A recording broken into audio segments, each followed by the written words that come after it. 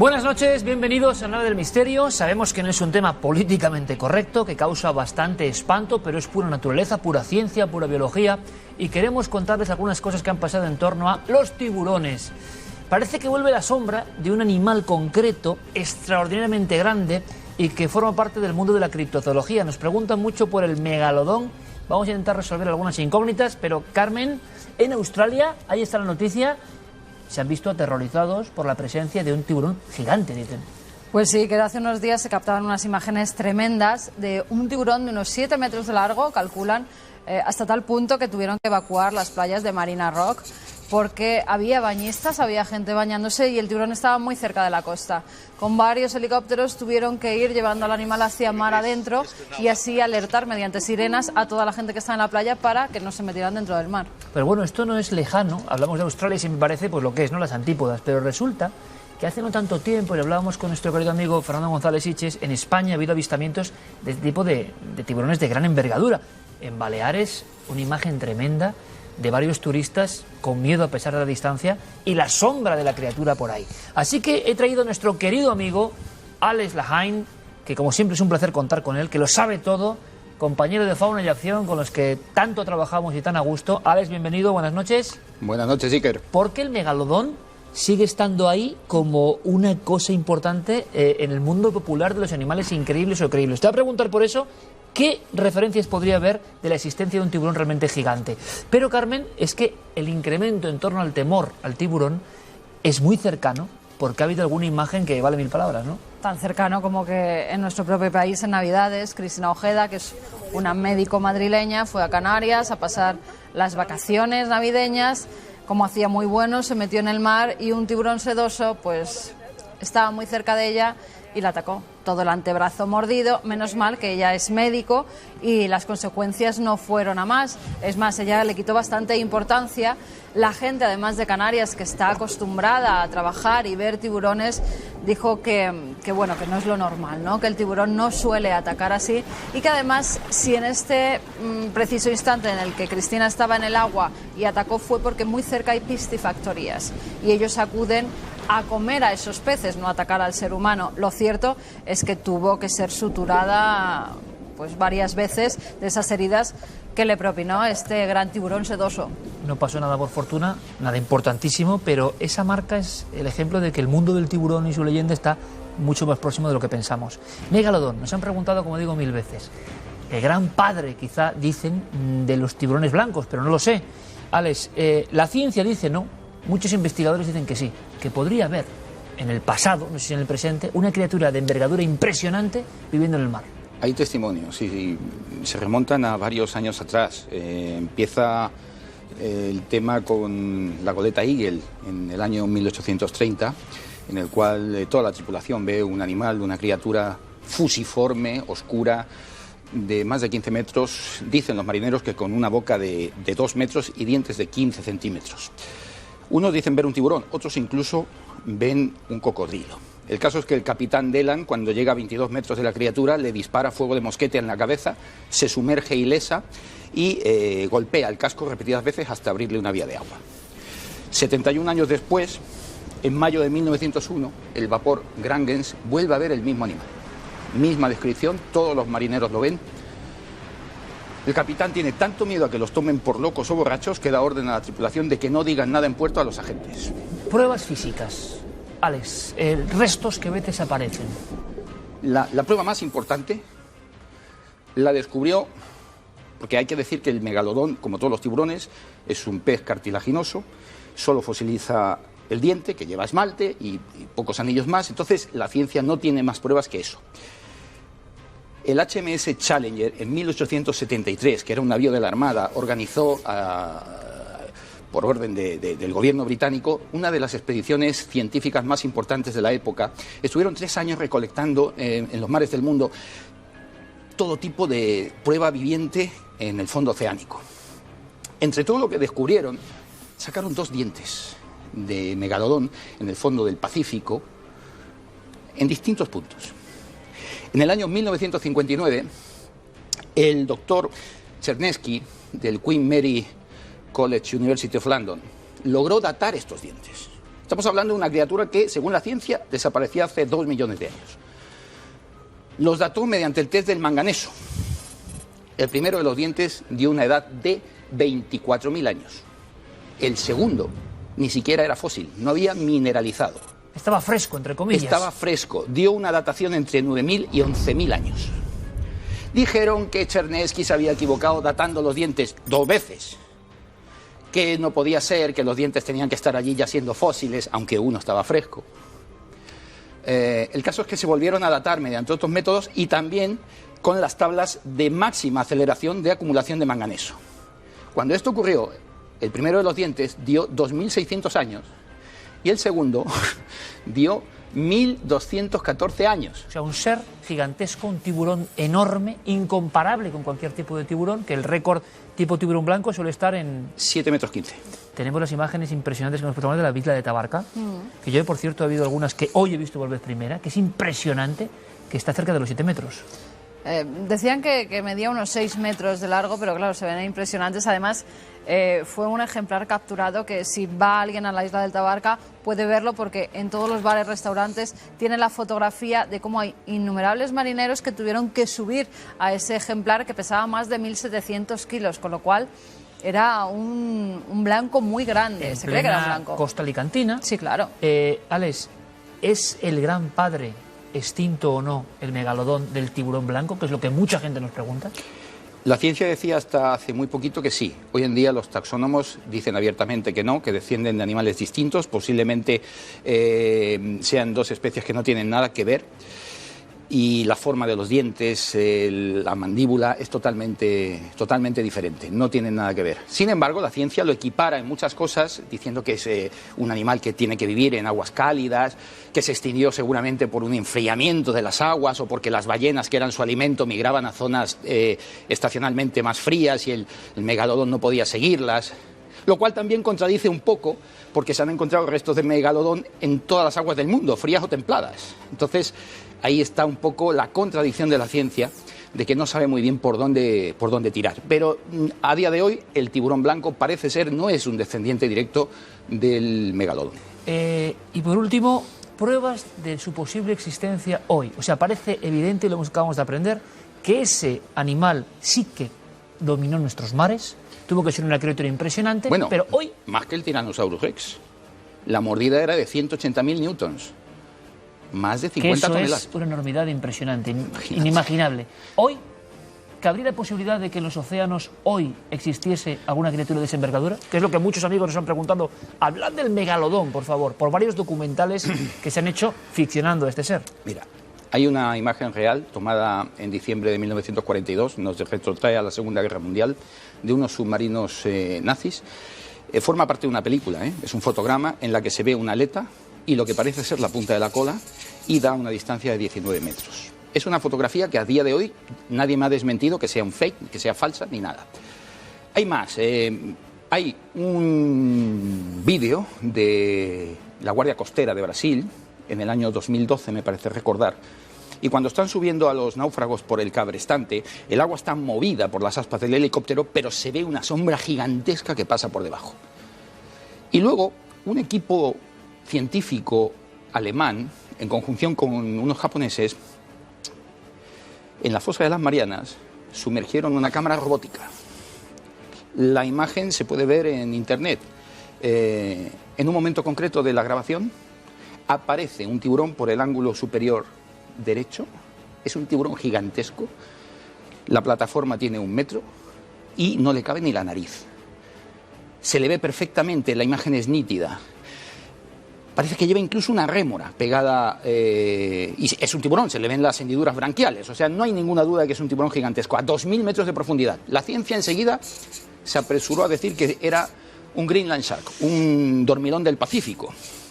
Pudiera ser por el tono de la piel, pero el Greenland Shark mide 4 metros y no puede vivir a 2.000 metros, se muere. O sea, los daños fisiológicos son letales. El ojo de ese tiburón no es como el de un dormilón del Pacífico. Y el dormilón tiene motas, la piel moteada. Este animal que aparece ahí en la filmación es totalmente uniforme, su color pardo oscuro. ¿Qué es? ¿Cuánto mide ese animal? Si la plataforma mide 1 metro y no le cabe más que la nariz, es realmente impresionante. y nos quedamos impresionados. Seguiremos hablando del mundo de los tiburones que bien conoces, porque se habla poco, sigue siendo un tabú, ¿no? Honestamente, yo tengo que decir que la lógica nos invita a pensar de que está extinto, porque este animal tan grande, 18-20 metros, tendría que haberse dejado ver. Y luego, además, los números vienen irremediablemente. Se alimenta de ballenas. No hay tanto animal que le dé de comer. No a uno solo, porque uno solo no sobreviviría. A una población reproductora. No cuadran los números. Pros y contras de este enigma que hemos desvelado, pero lo cierto es que muchas veces animales que no eran esperados, lo inesperado, surge. Y terminamos el bloque de actualidad, este inicio del bloque de actualidad, Carmen, con una noticia que tiene que ver con españoles y que nos muestra esta criatura también fantástica en su aspecto, ¿no? Sí, además es que todos los años se descubren especies nuevas y también de tiburón. En este caso ha sido la de el tiburón ninja. Le han puesto ese nombre porque es de un color muy oscuro y además vive en aguas muy profundas, entre 850 y 1400 metros, por lo que tiene fotóforos, que hace que pueda ver a esas profundidades donde no entra ya la luz del sol y pueda capturar a sus víctimas. Bueno, ha sido capturado un ejemplar en el Pacífico, en la América Central. Hay muchos científicos españoles que estaban trabajando allí precisamente y no se sabe cómo ni por qué de repente en las redes aparece este ejemplar, con lo cual, ¿por qué no puede haber megalodones todavía en esas aguas? Desconocemos tanto, se decía, ¿no?, que se conoce menos del agua que de la luna. Desde el 5%, dicen los sabios, que conocemos del fondo de los océanos. O sea, el 95% restante es... A saber lo que puede haber ahí, ¿no? Es bueno recordarlo. Sí. Alex Lajain, gracias, compañero, como siempre. Mira, hablando de ciencia y misterio e inspiración artística, vamos a llevarles enseguida a una casa en Galicia que es la morada de las últimas brujas. No son los años 60 ni 70, donde los grandes antropólogos gallegos investigaban estos temas. No, son los años 90. Estas mujeres aparecieron dentro de su casa incendiada. Y vean, por favor, las muñecas, las cruces. ¿Ustedes qué ven? No les voy a dejar más que con la incógnita. ¿Ustedes qué ven? Hemos estado allí y es una historia impresionante, de verdad. Una historia de antropología viva. Un mundo que ya no existe, pero quedan las cruces y quedan las señales. Vamos a hablar de un tema muy serio, y es que Paco Pérez Avellán viene con algo que nos ha dicho que titulemos de esta forma: 3 de 3. 3 presidentes españoles asesinados. Se ha puesto a investigar con un equipo de criminólogos y forenses en los expedientes de la muerte de Canalejas. ¿Ustedes lo recuerdan? 1912, el presidente del gobierno, muy lejos sus escoltas, está viendo una librería en plena Puerta del Sol. Pues hay un misterio enorme. Vean esta imagen, es un hombre que tiene 2 disparos en la cabeza, y esto yo creo que no se conocía. 2 disparos en la cabeza. Lo dejamos también ahí, porque es la gran incógnita. Según Paco Pérez Avellán, es una conspiración perfectamente orquestada y que ha acabado con varios presidentes del gobierno de España. Habrá que analizarlo. Y también hablaremos de testimonios que nos han llegado que son impresionantes, de presencias. Vamos a llamarlo ángeles ayer, hoy no sabemos qué. El tercer hombre, se dice. Personas a punto de morir, salvadas de inmediato por una visión, por una ensoñación, por una ilusión o por una verdad. Tenemos cara a cara con el historiador Sánchez Oro y el maestro Enrique de Vicente. Todo eso y mucho más, pero vamos a comenzar con ese viaje, si les parece. Ese viaje a un lugar que me ha impresionado, es que es para impresionarse. ¿Qué son estas muñecas? ¿Por qué tienen toques de carbón? Como acabaron, precisamente, como aparecieron estas 2 meigas gallegas. ¿Qué ritos se hacían aquí? Vamos al lugar.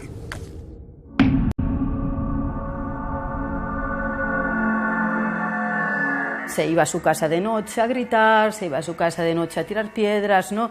Estas cosas que para 2 ancianas que vivían solas en un lugar apartado, sin luz, pues probablemente lo pasaron muy mal, y eso lo que generó fue una respuesta todavía más encarnizada por parte de ellas.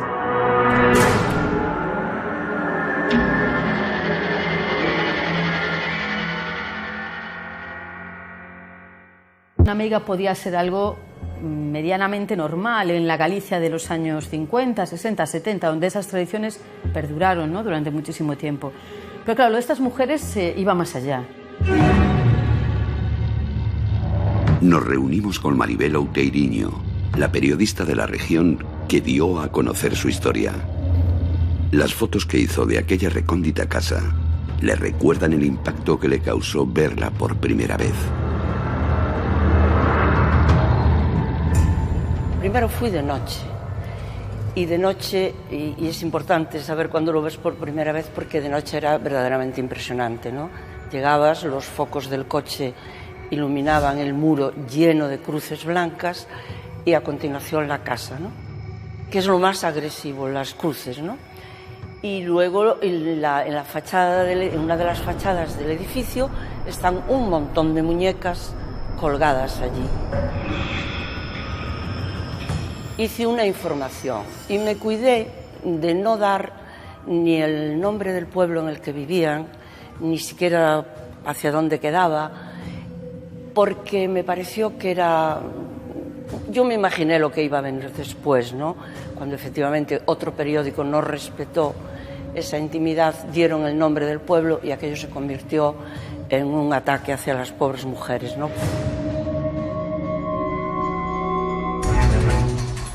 Queremos visitar la vivienda y nos ponemos en camino hacia ese pequeño lugar de Galicia, donde aquellas dos ancianas permanecieron al margen de todo hasta bien entrados los años 90, entregadas a unos ritos que hoy no entendemos.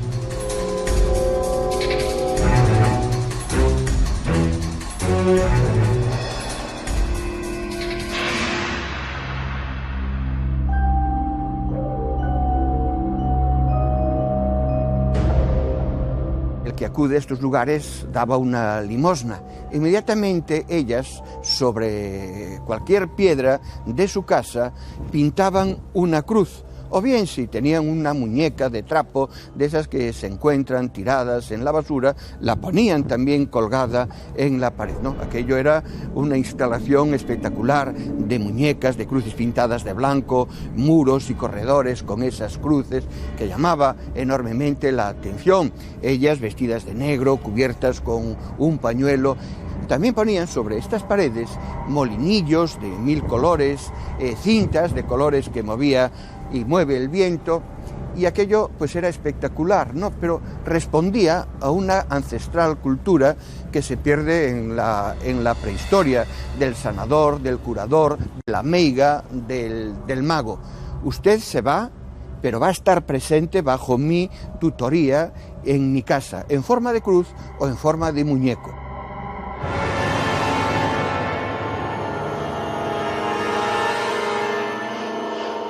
Observamos sobrecogidos lo que queda de la casa de las Ritas.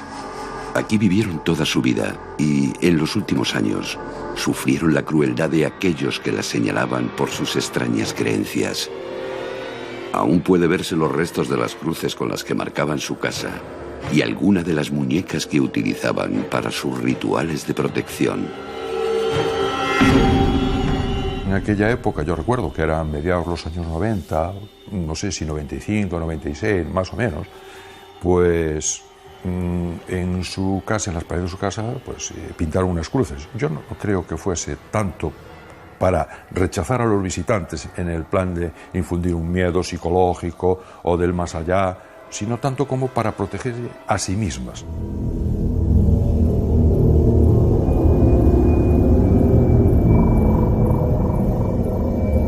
Los vecinos más próximos las oían orar a gritos por la noche, pero nadie sabe a ciencia cierta lo que hacían.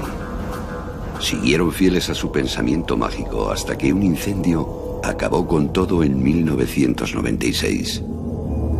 Allá fuimos y nos encontramos la casa humeante. Era una noche de invierno, o una mañana de invierno, una madrugada un poco fresca, y que estaba humeando aún las vigas, era una casa antigua, y las dos mujerciñas que había allí estaban entre las ruinas.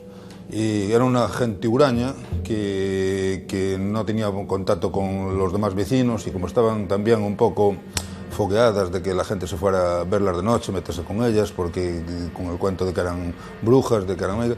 pues no tenía ninguna relación personal, ni con vecinos ni con otra persona cualquiera, a pesar de que nadie tenía contacto con ellas. Entonces eran reacias, a nosotros las llamábamos, nos fuimos bajando entre las ruinas, entre las vigas humeantes, y las encontré así. Bajé y me las encontré allí todas acurrucadas entre el frío, alguna quemadura y la cara toda pintada de carbón, y no querían salir. Aurora, ábreme a porta.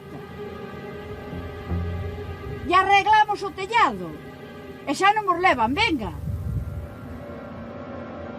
Miren unha cousa, a xente falaba moito. A xente viña e iban a tentadas. A verdad é así. Porque elas, as pobres mulleres, pasaron moita fame. Moita fame. Se estaban enfermas, nin ao médico iban. Dábanse por coller unha pedra e facer unha cruz nunha pedra. Entende? Que é eso? Cada máis. Non, home, non se metían con nadie, nin nadie se metía con elas.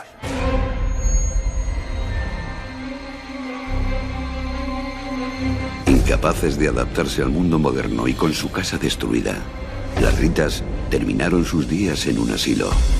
Nadie se molestó en entenderlas, y con ellas murió el misterio de sus prácticas.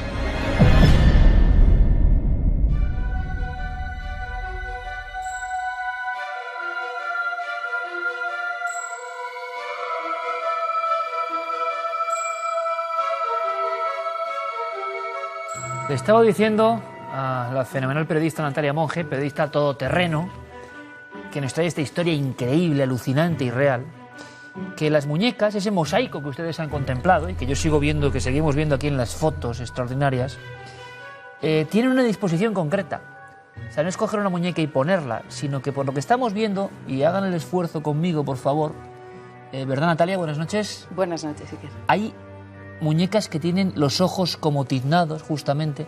La propia colocación de algunas de ellas no es casual. No era dejar una muñeca sin más, ¿no? Sino que tenía como un rito. Y estoy viendo que por ejemplo, lo de los ojos quemados se repite en varias ocasiones. Y curiosamente, hay imágenes de una muñeca también con la cabeza cortada, la tienes ahí, sí, toda tiznada, que es como las encontraron a ellas. Exactamente, esto fue fruto del incendio que destrozó su vivienda y que, bueno, en cierto modo también acabó de darle una estocada al modo de vida que llevaban ellas. Y ellas, cuando se les quemó la casa, pues las encontraron encogidas, con la cara tiznada y temblando de frío y de miedo, ¿no? Y así es un poco como termina esta historia, o como después esta historia empieza a entrar en un camino ya de ser procesada, porque a estas mujeres pues las metieron en un asilo de ancianas. Y bueno, se acabó su forma de actuar tan peculiar, tan mágica y tan ancestral, ¿no? Bueno, yo creo que es cuando Natalia nos decía, hay un tema impresionante en Galicia que podríamos titular Las últimas brujas.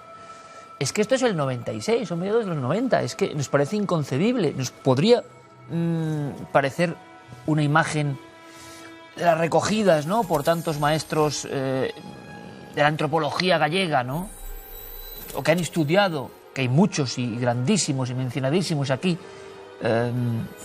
desde Castroviejo hasta llegando a los estudios realizados desde fuera, pero adentrándose mucho en Galicia, Lisón Tolosana, tantos otros, ¿no? Nos parece una imagen de los 60, final de los 50. No, es antes de ayer. Y claro, Natalia, después de investigar, ¿cuál era la vida? ¿Qué pasaba detrás de este muro del misterio? ¿Qué ocurría? ¿Qué sabéis? Sabemos lo que sabemos, pues ha costado mucho extraerlo en realidad, ¿no? Ha sido un trabajo pues de mucho preguntar, de mucho tirar del hilo, con el apoyo del gran Paco y bueno, y insistiendo mucho a los vecinos, porque en realidad hay mucho silencio. Todavía hoy hay silencio. Hay silencio. Llegas a Rañestres y lo primero que dicen es, bueno, eso no tiene importancia, aquí no tienes ninguna historia que contar, ¿no? Como queriendo sacarte las ganas de contar la historia. Que es el ejemplo típico de que hay una historia de contar. Efectivamente, claro. Efectivamente, ¿no? Al que esté ya un poco rodado ya sabe, entonces es que aquí hay algo importante que hay que buscar, ¿no? Pero bueno, básicamente lo que sabemos es que estas mujeres atesoraban una sabiduría tradicional y ancestral, ¿no? Y son probablemente pues el último exponente que tenemos de ese pensamiento mágico y animista y relacionado también con las religiones de la tierra. Uno de los últimos ejemplos en Galicia, el último y probablemente en España, porque pensemos que la más famosa como última bruja, que era Filomena, la meiga de Torbeo, de la cual se ha hablado en este programa también, murió en el año 36 o 38, me parece, ¿no? Y ella es conocida como la última bruja. Aquí tenemos en el año 96, efectivamente, pues un ejemplo de que eso estaba todavía vigente de una forma aislada, y de ahí su excepcionalidad, pero muy viva también.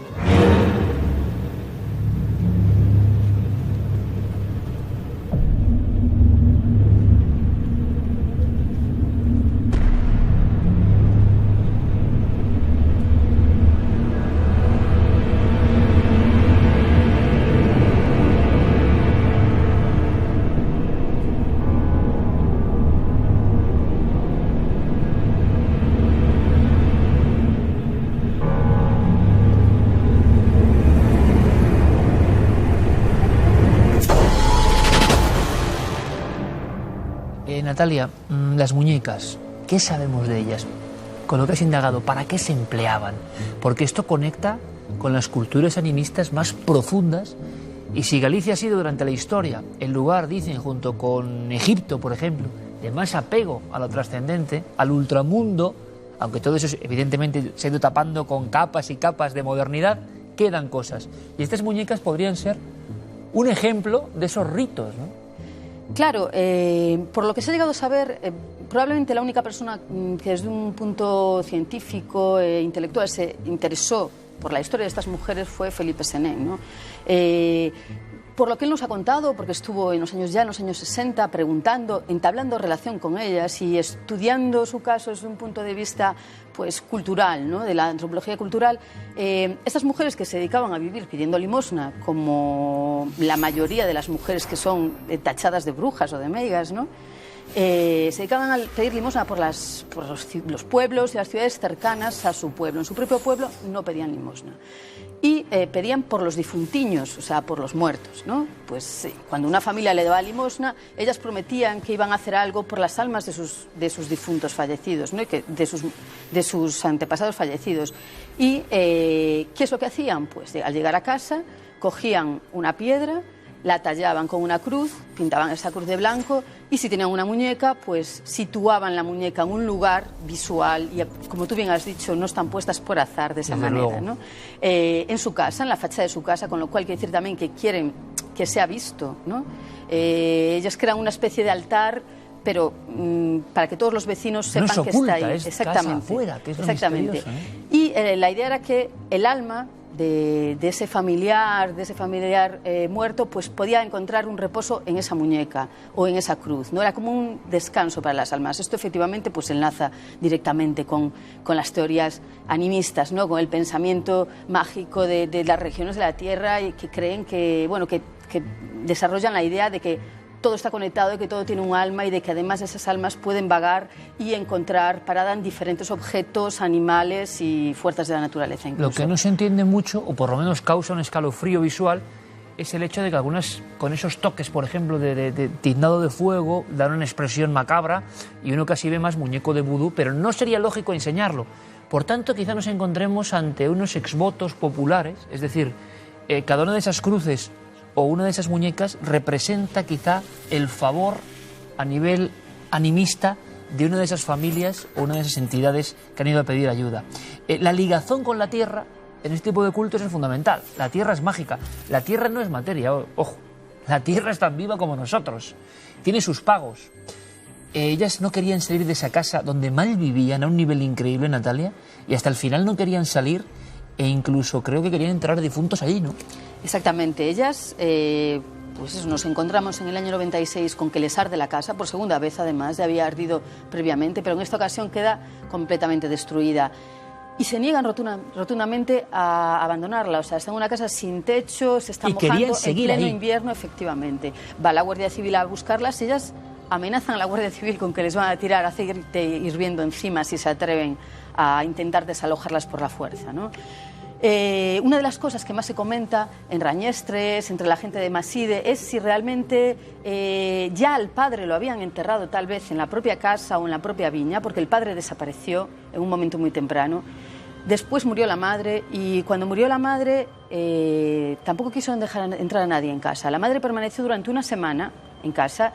Ellas parece ser que se acercaron a un médico, probablemente en Maside, y porque creían que aún quedaba algo de vida en el cuerpo de la madre, algo más había, y entonces por eso no querían que se llevasen a la madre y la enterrasen. Finalmente hubo un conflicto tremendo, amenazas y disturbios, y se llevaron el cadáver de la madre a la fuerza. Ellas querían enterrarla en la viña porque era lo que la madre quería, volver a la tierra. La enterraron en el cementerio de Rañestres y ellas montaron allí mismo también su propio altar con cruces pintadas, con piedras pintadas con cruces, con molinillos, con cintas que se movían por el viento. Que es otra de las cosas también tan visuales, las cintas. Hemos estudiado casos similares, pocos tan gráficos, diferentes puntos de España, y los mencionados y tantos otros, ¿no? El profesor Cardero, gallego de Pro, y tantos otros antropólogos que se han interesado por estas conductas de la vida, que ya es uno ser notario de un mundo que desaparece, ¿no? Y que seguramente tenga mucho significado. Y lo digo porque las cintas aparecen desde las chamanas de Siberia, representando un alma o un ser nacido. Se hacía en la exposición de Cuarto Milenio, que estamos ahora en León, ustedes lo saben, desde el 4 con Noche de Misterio hasta el 27 de marzo, les espero en León, a todos, pues verán la zona de los chamanes, y tenían cordones umbilicales, es maravilloso, es increíble, como protección de una vida nueva en el traje. También se hacía en las chozas de los chamanes siberianos. Pero ese, curiosamente, Natalia, y esto te lo digo según lo estoy viendo, investigando yo, por ejemplo, en la zona del Maestrazgo de Castellón, en la zona de La Balma, allí las brujas de Caspe, las caspolinas, todos los ritos que hacían tenía que ver con los demonios con unas cintas, ¿no? Cuando alguien era desenmeigado o exorcizado, esa cinta se le quitaba de los pies y las manos y era dejada en un sitio visible como muestra de alguien que había derrotado al oscuro, ¿no? Y quizá tenga algo que ver, porque estas mujeres, de luego, no explicaban mucho. Tú dices disturbios, bueno, hasta el punto de que ellas llegaron a blandir cuchillos en ciertos momentos. Sí. Bueno, ellas llegaron a un estado y a un punto en el cual pues se produjo un verdadero acoso contra ellas, ¿no? Y ellas tenían miedo, es lógico, ¿no? Ya no solo, pues de pronto ya no sabían por qué, porque ellas obviamente no sabían que habían salido en la prensa, no sabían que se empezó a rumorear. No tenían ninguna conexión con el exterior. Claro. Llegó un momento en el que ya no hablaban con la gente del pueblo, no tenían esa conexión. Entonces, de pronto, la gente empezó a ir de noche a su casa a tirar piedras, a llamar las brujas, a intentar entrar en su casa. Ellas no entendían por qué, tenían probablemente mucho miedo. ¿Qué es lo que hicieron ante esto? Pues ponerse agresivas. En alguna ocasión nos contaban que fue un fotógrafo que les quería hacer unas fotografías y ellas salieron con un cuchillo, pero el cuchillo tampoco es anecdótico, porque el cuchillo es un objeto ritual, ¿no?, de la brujería. Ellas, cuando estábamos en su casa haciendo reportaje, también nos fijamos que había en una parte muy recóndita donde casi no se podía entrar, porque aparte la casa es peligrosa incluso, porque está el techo, bueno, es peligroso entrar allí, el techo casi caído y puede pasar cualquier cosa.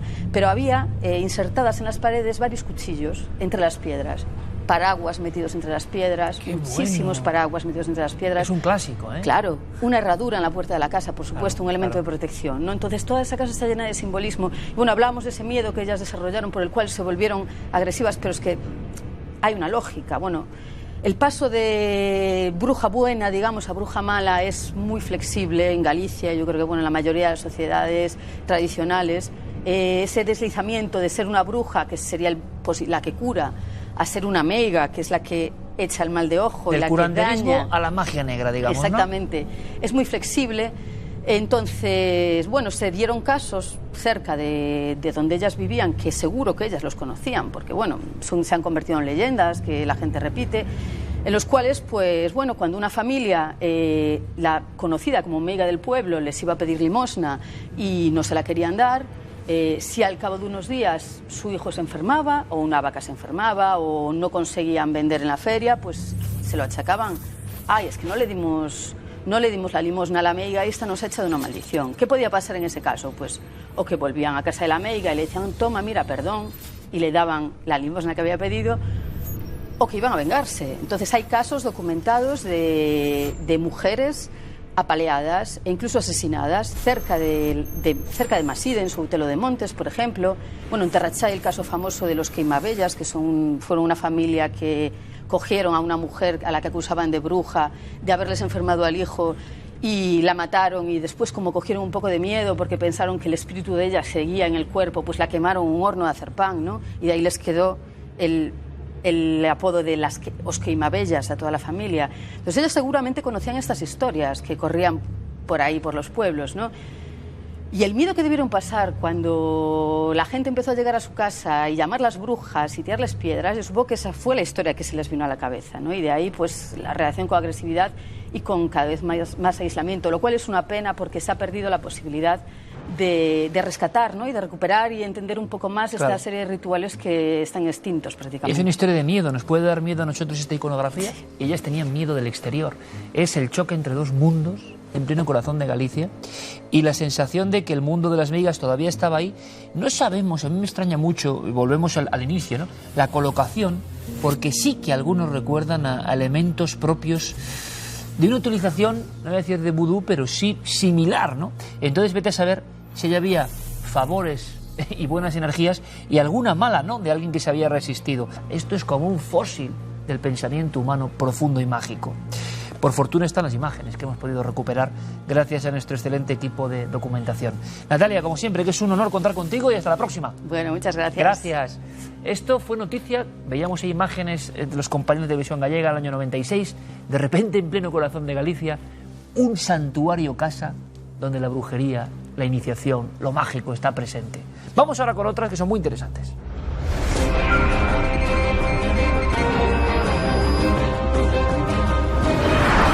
Comenzamos el informativo de esta semana en un lugar que bien conoce este equipo, Göbekli Tepe. Un nuevo proyecto quiere preservar este templo considerado el más antiguo del mundo, por lo que se van a invertir más de 15 millones de dólares en llevar a cabo ese proyecto. Desde 1995, año en que es descubierto por casualidad, se han puesto sobre la mesa todo tipo de hipótesis sobre para qué era utilizado. Un lugar donde se realizaban rituales, un templo donde se enseñaba a los elegidos y, la más reciente, un lugar de reunión regional.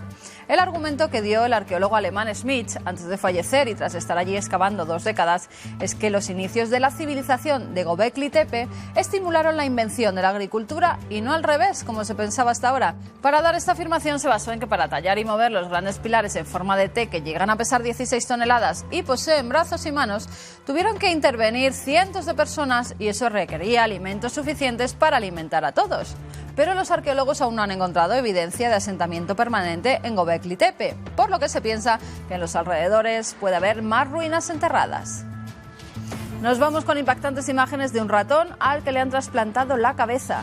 El cirujano Sergio Canavero ha sido el artífice de que este roedor viva después de que hace unas semanas le pusieran la cabeza de otro congénere y refusionaran su médula espinal. Se le puede ver cómo olfatea la comida y va hacia ella arrastrándose con cierta dificultad, aunque solo el movimiento es un gran avance, ya que demuestra que los animales y los seres humanos pueden recuperar el control de sus extremidades después de que se cortara la columna vertebral.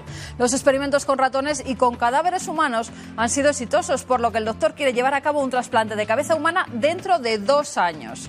Además, un equipo de investigadores que trabajan bajo su tutela han llevado a cabo un trasplante de cabeza con éxito en un mono. Ahora Canavero está pidiendo al fundador de Facebook, Mark Zuckerberg, que financie este hito científico para trasplantar la cabeza a un ser humano.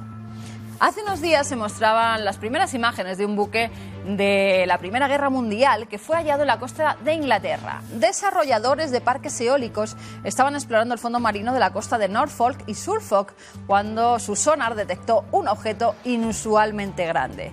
Se trataba de un submarino U-31 alemán de la Primera Guerra Mundial. Se cree que fue destruido por una mina en la costa de Inglaterra y se hundió con toda su tripulación de 4 oficiales y 31 hombres. Las aguas inglesas serán el lugar de descanso final para el submarino, pero las autoridades tratarán de ponerse en contacto con las familias alemanas que pudieran haber tenido familiares en la embarcación. Y en Perú han descubierto un templo de hace 1200 años donde sacrificaban a mujeres. Se trata de un recinto ceremonial donde se rendía culto a los dioses mediante los sacrificios de sangre femeninos. Este templo, con plataformas y una rampa central donde se han hallado gran cantidad de ofrendas, servía como recinto secreto donde los sacerdotes realizaban esos sacrificios. Por el momento se han hallado 6 entierros de mujeres jóvenes que tenían sus cráneos orientados hacia los Andes y sobre todo llamó la atención el cuerpo de una joven de unos 24 años que se encontraba en una posición atípica y junto a ella había un camélido y vasijas de cerámica. Además, en este templo convergen varias culturas peruanas como la moche, cajamarca y huari.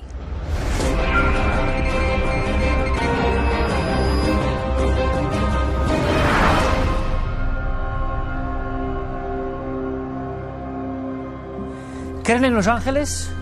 Y si no son religiosos, ¿creen en la existencia de entidades, de energías que protegen nuestra vida?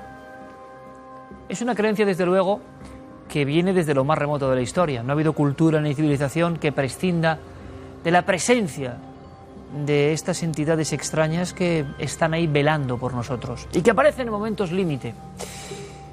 Nosotros hace un tiempo hablábamos de la historia de una familia de Barcelona que sobrevivía al paso del tren cuando todo estaba perdido, de una muerte segura, por la visión de lo que ellos creían que era su padre muerto.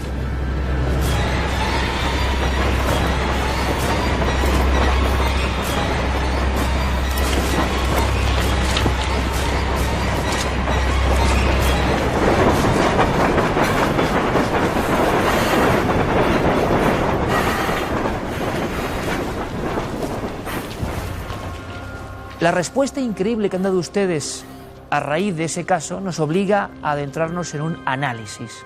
Ángeles hoy, energías, como digo, o incluso el poder de la propia mente. Hemos recibido decenas de casos, alucinantes. ¿Quieren conocer alguno? Ahí va. Ocurrió en el año 1973. Una noche de invierno, conducía por la carretera de regreso a Jaca. Acababa de sacarme el carnet y me había comprado un 600 de segunda mano, con el que aquella madrugada volvía a casa. Siendo novel en la conducción, el camino se me hizo especialmente largo. Pero tenía ganas de llegar cuanto antes y pasé de largo por varios moteles de carretera. Aún faltaban 150 kilómetros para llegar, pero me sentía con fuerzas y retomé la ruta.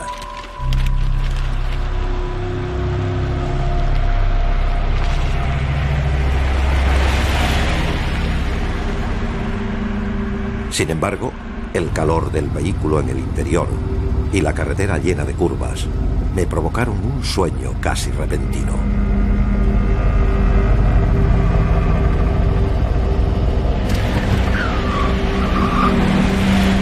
Pensé que solo se había tratado de un susto y que no iba a dormirme de ninguna forma.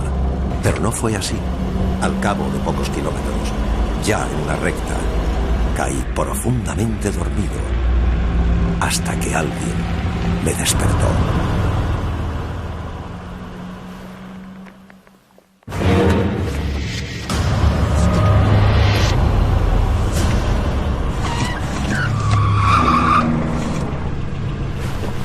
Me quedé al borde de un precipicio. Cuando me giré para preguntar cómo había entrado en el coche, la mujer ya no estaba allí.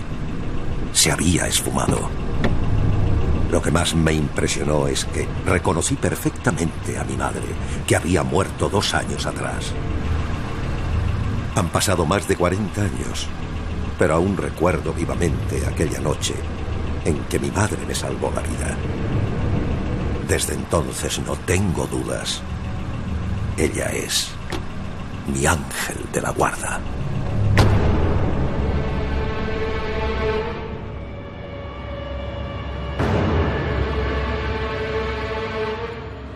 Tenía yo la sensación sincera de ir dentro del 600 y de verme en ese vehículo vagando por la España de 1973, año en el que nací, por cierto. Pero da igual el tiempo, da igual la época. Da la impresión de que estos sucesos sean ángeles, ensoñaciones para otros, muestra del poder prodigioso de la mente humana. Como digo, da la impresión de que se suceden en cualquier lugar, en cualquier circunstancia, ante cualquier persona y, claro, en cualquier época. Hemos recibido decenas de mensajes de personas como ustedes que han vivido algo similar. Hemos elegido estos que son realmente espectaculares. Hay más, lo van a ver, porque en tiempos muy recientes estos casos de ángeles, entre comillas, o de otras fuerzas que desconocemos, o producto de nuestro yo interior, siguen manifestándose. Va a haber cara a cara, porque queremos establecer una serie de pautas y que ustedes, como siempre, traigan su conclusión. ¿Quién va a estar en ese cara a cara? Pues el maestro Enrique de Vicente. Muy buenas noches. Buenas noches. No te pregunto, ángeles protectores, ángeles de la guarda, hoy sí o no, porque lo vas a contar ahora. Angelicales noches tengan todos nuestros televidentes. Por supuesto también Juanjo Sánchez Oro, historiador. A lo largo de la historia estos sucesos se han reproducido. ¿Qué son? Nos lo contará Juanjo. Bienvenido, buenas noches. Hola, muy buenas noches. Gracias por estar aquí a los dos, de verdad, va a ser un cara a cara, yo creo que apasionante y entrañable al mismo tiempo, porque estos casos despiertan algo en nosotros, ¿no? Tuvieron un final feliz. Yo creo que es lo importante, que muchas veces contamos historias que no tienen final feliz. Esta sí. Esta era un poco arquetípica, ¿eh? La salvación y el ejemplo de la madre, que ya no vivía, claro. Hay más. Hemos seleccionado este porque es tan cotidiano que enseguida muchos se pueden ver incluso identificados. En cualquier lugar, en cualquier moderna urbanización, cuando nadie lo espera, acude. El ojo de lo extraño se posa en nosotros. Vamos a verlo. Hace 4 años me regalaron una bici por mi cumpleaños. Deseando estrenarla, salí a la calle nada más terminar de comer. Vivo en una urbanización y aquel sábado las calles estaban desiertas, así que en cuanto adapté el sillín, me lancé a sacarle todo su potencial. Durante cerca de media hora, atravesé el barrio en varias direcciones sin hacer demasiadas maniobras, ya que llevaba años sin coger una bici. Aquella tarde disfruté como una niña. Pero con el calor que provocaba el ejercicio, no me había dado cuenta de que la temperatura había empezado a bajar y no llevaba sudadera. Si no me ponía algo encima, iba a coger un buen resfriado. Decidí volver a casa, así que bajé por las calles rápidamente, ya confiada por no haberme topado con un solo coche en toda la tarde. Cuando estaba a punto de llegar a un cruce, vi a un hombre detenido en la esquina, que me hacía señales con la mano para que me detuviera. Pero yo iba a tanta velocidad que si no frenaba rápido iba a atropellarlo.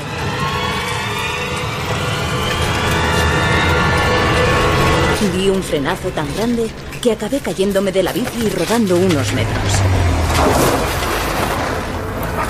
Todo sucedió muy rápido, pero instantáneamente pensé en que si no hubiera sido por el aviso de aquel desconocido, yo misma habría acabado bajo las ruedas de aquel vehículo y no viviría para contarlo. Pero lo más impresionante es que el hombre que me había salvado la vida desapareció. Miré a un lado y a otro, pero allí no había nadie. El barrio estaba vacío. Siempre he sido muy escéptica, pero no puedo negar que ese día alguien surgió de la nada para salvarme la vida.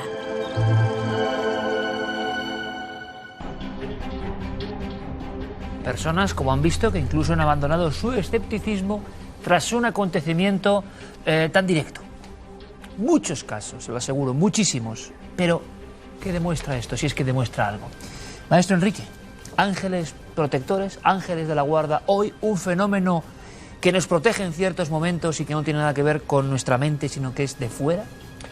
Vamos a ver, en principio hay que considerar que bajo ese enunciado, bajo esa forma, estamos considerando multitud de casos muy diversos, pero la presencia de seres que ayudan en situaciones extremas, que incluso salvan la vida, como ha ocurrido en estos casos, es tremendamente frecuente en cientos de miles de casos cotidianos y en miles de casos en los que han estado implicados famosos escaladores, exploradores, navegantes solitarios, aviadores solitarios, pero famosísimos, o incluso astronautas.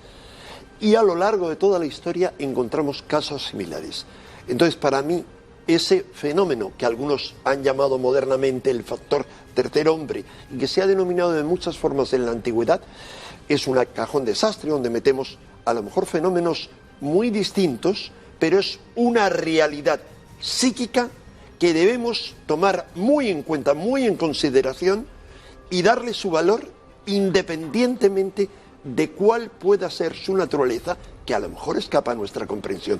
Es una realidad psíquica palpable, claro, que ayuda y que no puede reducirse a factores analizables. ¿Realidad psíquica significa que está dentro de nosotros o no? Ahora se lo preguntaremos a Enrique. Juanjo, imagino que evidentemente incluso desde la historia esto se puede analizar como alucinaciones o visiones, ensoñaciones o creencias desde lo más remoto de la antigüedad.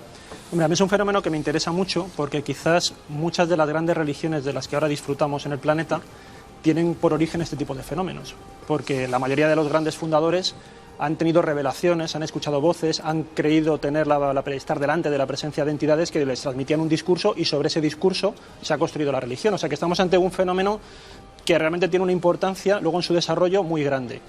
Yo no creo que existan los ángeles en el sentido de la religión. Para mí eso es un producto cultural. O sea que yo descartaría esa opción de realmente unas entidades espirituales que se ponen en contacto con nosotros. Creo que es un producto cultural por una sencilla razón, porque no todas las culturas del mundo tienen ángeles como tales. Por ejemplo, hay seres protectores en otras culturas, pero adoptan la forma de animales. Entonces, si empezamos a salirnos un poco de nuestro ombligo cultural y empezamos a mirar más allá, nos damos cuenta de que hay muchas formas de entender lo sobrenatural y no debemos imponer siempre la nuestra. Sí que es lo que yo creo es que efectivamente estamos ante un fenómeno psíquico, un fenómeno psicológico muy interesante, pero que puede tener cierta explicación también hasta cierto punto, ¿no? Y hay casos muy espectaculares o algunos son los que hemos visto aquí, pero por ejemplo, si quieres por ceñirme un poco en el primero que hemos visto, el año 1973, está dentro de lo que se considera la psicología del tedio, ¿no? La psicología de lo monótono. Nosotros cuando estamos en una situación muy monótona, y tal como ha salido un poco en este caso, él iba por la carretera y realmente, bueno, pues decía que estaba ya aburrido, hasta el punto de que se duerme, tenemos avidez de estímulos.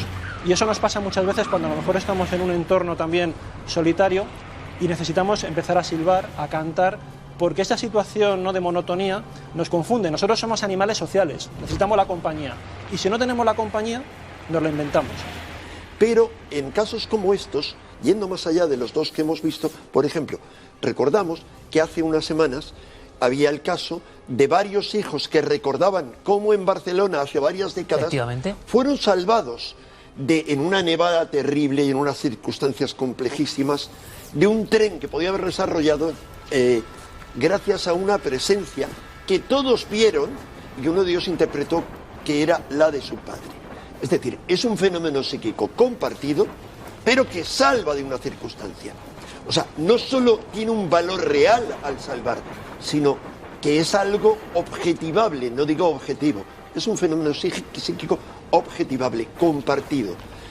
Para mí es un fenómeno sumamente interesante al que hay que darle el máximo valor porque tiene un valor de supervivencia que ha ayudado no solo en estos casos, sino a los más famosos exploradores, escaladores, les ha salvado la vida en muchas ocasiones. Por eso, les ha ayudado a sobrevivir. La pregunta es si es una especie de mecánica de defensa o no, como decíamos, y podéis intervenir en cualquier momento. Hombre, yo creo que aquí... ¿Pero qué tipo de mecánica? Claro, a ver, la cuestión es, en el primer caso que hemos visto, ¿estamos hablando de que realmente se le aparece su difunta madre y le ayuda? Yo creo que no, ¿El cerebro es capaz de crear ese tipo de personalidades ajenas y además mantenerlas de tal manera que no sintamos que realmente forma parte de nosotros, ¿no?, sino lo vemos como realmente una otra persona totalmente distinta? Yo creo que sí, que eso es posible y se ha dado.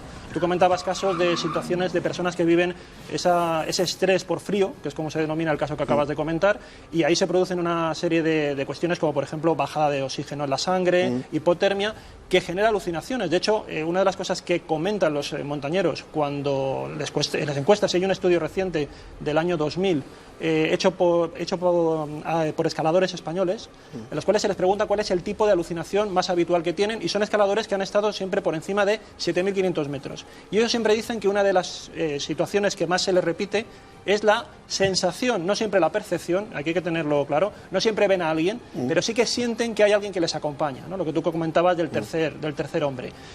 Y incluso algunos comentan que mantienen diálogos con ellos, hay testimonios, algunos incluso en situaciones extremas reparten su ración de comida y se la quieren dar, y es cierto que les aportan una información que en esos momentos ellos no tienen para salir adelante. Yo creo que todo eso lo puede hacer el cerebro, y hay casos hoy en día muy interesantes en una esfera, digamos, de psicología o de psiquiatría muy cultural que te demuestra que eso se produce. Hay un movimiento que a mí me parece apasionante, que es el de los escuchadores de voces. Y este movimiento es un movimiento que están abanderando... Los escuchadores de voces. Es un movimiento dentro de la nueva psiquiatría, así se definen ellos, que son personas que sin tener ningún tipo de esquizofrenia, es decir, no tienen síntomas de ningún tipo de trastorno, escuchan permanentemente voces. Y conviven con ellas. Y lo que quieren y reivindican es que esas voces se las considere parte de su identidad. No quieren que se le eliminen, ¿no? Y lo que quieren es reducir la angustia por tener esas voces. Yo hay un caso muy concreto que al ver el reportaje que hemos visto aquí me recuerda, lo conozco de primera mano a través del psicólogo que lo lleva, y es el caso de un marroquí que ha migrado a España, y cuando ha migrado aquí, bueno, todos sabemos el desarraigo que produce la migración cuando es forzosa, y entonces se ha quedado en una situación de paro, totalmente desvinculado de sus amigos, en absoluta soledad. Bueno, pues ha empezado a escuchar la voz de su madre, y la voz de su madre que le regaña, que le anima, que le dice que por dónde tiene que ir. Su madre está viva. Cuando él va al psicólogo a ver qué pasa, el psicólogo le dice, bueno, pero ¿a ti esto te preocupa o no te preocupa? Dice, no, a mí esto me consuela y me ayuda. Bueno, pues adelante. Entonces, los escuchadores de voces están haciendo grupos reivindicando la convivencia con esas voces. Vamos a hablar de ese tema, ¿eh? O sea, escuchadores de voces lo he apuntado aquí en el cuaderno. Pero hablaba Juanjo de alucinaciones, por tanto, de alguna forma, ¿no? En general. ¿De acuerdo o no? En un caso como ese sí. Pero vamos a ver, no podemos ser tan estúpidos de reducirlo todo a elementos, es decir, en un cajón desastre, ahí metemos todo, lo mezclamos y vale, todo tiene una explicación. No, hay una diversidad tan grande de fenómenos. Vamos a ver, solamente en función de cuál es la interpretación que damos del aparente, es decir, lo que se nos aparece, hay una diferenciación clara entre familiares, por ejemplo, como ocurrió en aquel caso de la familia barcelonesa, que vieron lo que pensaban que era su madre, o en este caso su padre. Es decir, otros casos que son presencias fantasmales, como esa mujer que es parecido a la chica, a la autostopista o la chica de la curva. ¿No lo reconoce? ¿No tiene nada que ver con él? Es decir, que se basa en algunos casos reales, pero que se ha creado ya en un mito contemporáneo, en parte del folclore contemporáneo, o muy distinto, el caso del llamado tercer hombre, en honor a una famosa poesía de Eliot, en La Tierra Baldía, basado en unos famosos exploradores del Ártico. Es decir, esa presencia de otro que es visto por varios. Es un fenómeno... ¿Cómo se explica lo de digo que hay muchos, perdona, y hay otros fenómenos que van más allá. Y luego el tema del ángel guardián, que tú has dicho, es que en todas las culturas no hay ángeles. Cuidado, hay cosas similares. Lo importante es que en todas las culturas que comparten un inconsciente colectivo común, una tradición, sí existe la figura del ángel. Es decir, sería un tema del ángel guardián. Es un tema que podemos desarrollar, pero es un tema dentro de esto, no es un subtema, un gran tema. Esto está, por ejemplo, dentro del chiísmo iraní. Todas son religiones que me vuelves a situar en el mismo contexto. Conjunta, Estás sí, hablando de pero te hablaré de otras, de América, te hablaré. Pero y de en América Australia. sabes que lo que hay no son ángeles propiamente dicho, sino que son más bien animales, porque está toda la figura del totemismo. Entonces ahí tiene otro tipo de representación. Por eso digo que no hay que hacer un reduccionismo, y yo no creo que existan los ángeles. Incluso en la propia tradición judio-cristiana, los ángeles al principio tuvieron una naturaleza, habrán percibido de una manera distinta de la que luego han tenido después. No tiene nada que ver los ángeles del Antiguo Testamento y de los estratos más antiguos de la Biblia con los ángeles luego modernos. Tú decías, Juanjo, que discutías de alguna forma lo que decía Enrique en torno a que varias personas, que serían los casos más asombrosos, no un testigo individual, sino que varias personas ven esa presencia, y tú decías que no lo tenías tan claro. Claro, es que cuando analizas este tipo de testimonios, y también Enrique lo ha dejado un poco entrever, hay veces que hay personas que solamente tienen la sensación, pero no la percepción. Y hay algunos que luego, sobre esa sensación colectiva, que todos están sufriendo el mismo entorno hostil o de estrés, porque están siempre en una situación límite, hay algunos que le dan forma y entonces reconocen a un familiar. Pero no está tan claro y que nosotros, todos, por tanto, en tu opinión, son contagiados por eso. Están viviendo todos la misma situación extrema. Ha habido casos también en el 11S, en personas atrapadas en las ruinas, muy interesante. En todos, en entornos de cualquier tipo hostil que decimos, de esos entornos que denominan extremos inusuales, que como lo denominan técnicamente, se da ese tipo de percepción. Y es cierto que ahí parece como que el cerebro, de alguna manera, cuando una parte de nosotros se está hundiendo, genera como una personalidad, ¿no? Toma una especie de autonomía extra para gobernar el asunto. Y a partir de ahí, con una información que no sabemos de dónde la saca, pero que seguramente la percibe en determinados sentidos, entonces trata un poco de sacar adelante. Aquí lo interesante, Juanjo, Enrique, es que, por ejemplo, tuvimos, gracias a nuestra querida amiga, la que mando un gran abrazo, Maricruz Soriano, que nos puso en contacto con Carlos Pauner, por ejemplo, uno de los grandes escaladores. Él aseguraba que no tenía forma consciente de volver, es decir, que no sabía por dónde había que volver. ¿Cómo algo, es la pregunta que yo lanzo, te da una información que te salva o te indica qué es lo misterioso del cerebro, lo dejo ahí, que te da una solución a un problema que tú conscientemente no la conoces, esa solución? Pero el conocimiento está dentro. Yo creo que el conocimiento está dentro. Lo que pasa es que aflora, sí, pero quiero decir, él ahí había llegado a un sitio y estaría de retorno. El camino seguramente lo sabía, pero el problema es que no era capaz de hacerlo aflorar. Entonces la cuestión está en que esta entidad, y por ejemplo se han hecho experimentos con Ouija en universidad, donde se demuestra que la Ouija permite aflorar información que tenemos en nuestra memoria que está en un nivel subconsciente. Y sin embargo la Ouija es un instrumento que genera una dinámica que te permite que aflore ese conocimiento. Bueno, pues aquí seguramente ahora, estaríamos no algo parecido. todos los fenómenos de la Ouija se pueden reducir a eso. Hay una variedad enorme. Y yo me baso en gente que ha desarrollado, gente conocidísima, ya hemos hablado en otras ocasiones de ellos, que han desarrollado a lo largo de años estudios sobre la Ouija. Julio César Iglesias, Gonzalo Suárez, un grupo formado por ellos, su hermano, el hermano de Gonzalo Suárez y otros, y llegaron a un conocimiento asombroso, es decir, va más allá de la individualidad. Vamos a ver, el planteamiento es otro. Por ejemplo, ¿cómo explicó aquí en Cuarto Milenio el director del programa Al filo de lo imposible? Lo importante no era cuál era la naturaleza de esas presencias, sino que habían salvado la vida de forma indudable a sus exploradores de su equipo en ocasiones. Es un factor de supervivencia. Es decir, no vamos a reducirlo todo. Es el enigma. Es algo que nos supera. Es el enigma. Y, cuidado, no vamos a decir que todos los fenómenos obedecen a una misma causa. Al menos yo me niego y doy una interpretación paralela a esa que das tú y que respeto. Y es, no la doy yo, la da mucha gente, entre otros John Geiger, el autor del Tercer Hombre, la menciona de pasada. Y es que en estados de aislamiento la mente acalla su ruido y ahí permite que se manifieste otros planos de existencia, otros planos de existencia a los cuales se abre. Es decir, yo estoy abierto, no es que no solo no lo niegue, sino acepto la existencia de otros planos de existencia y manifestación. Y solo la mente entra en contacto con ello en situaciones límite. En situaciones límite o cotidianas.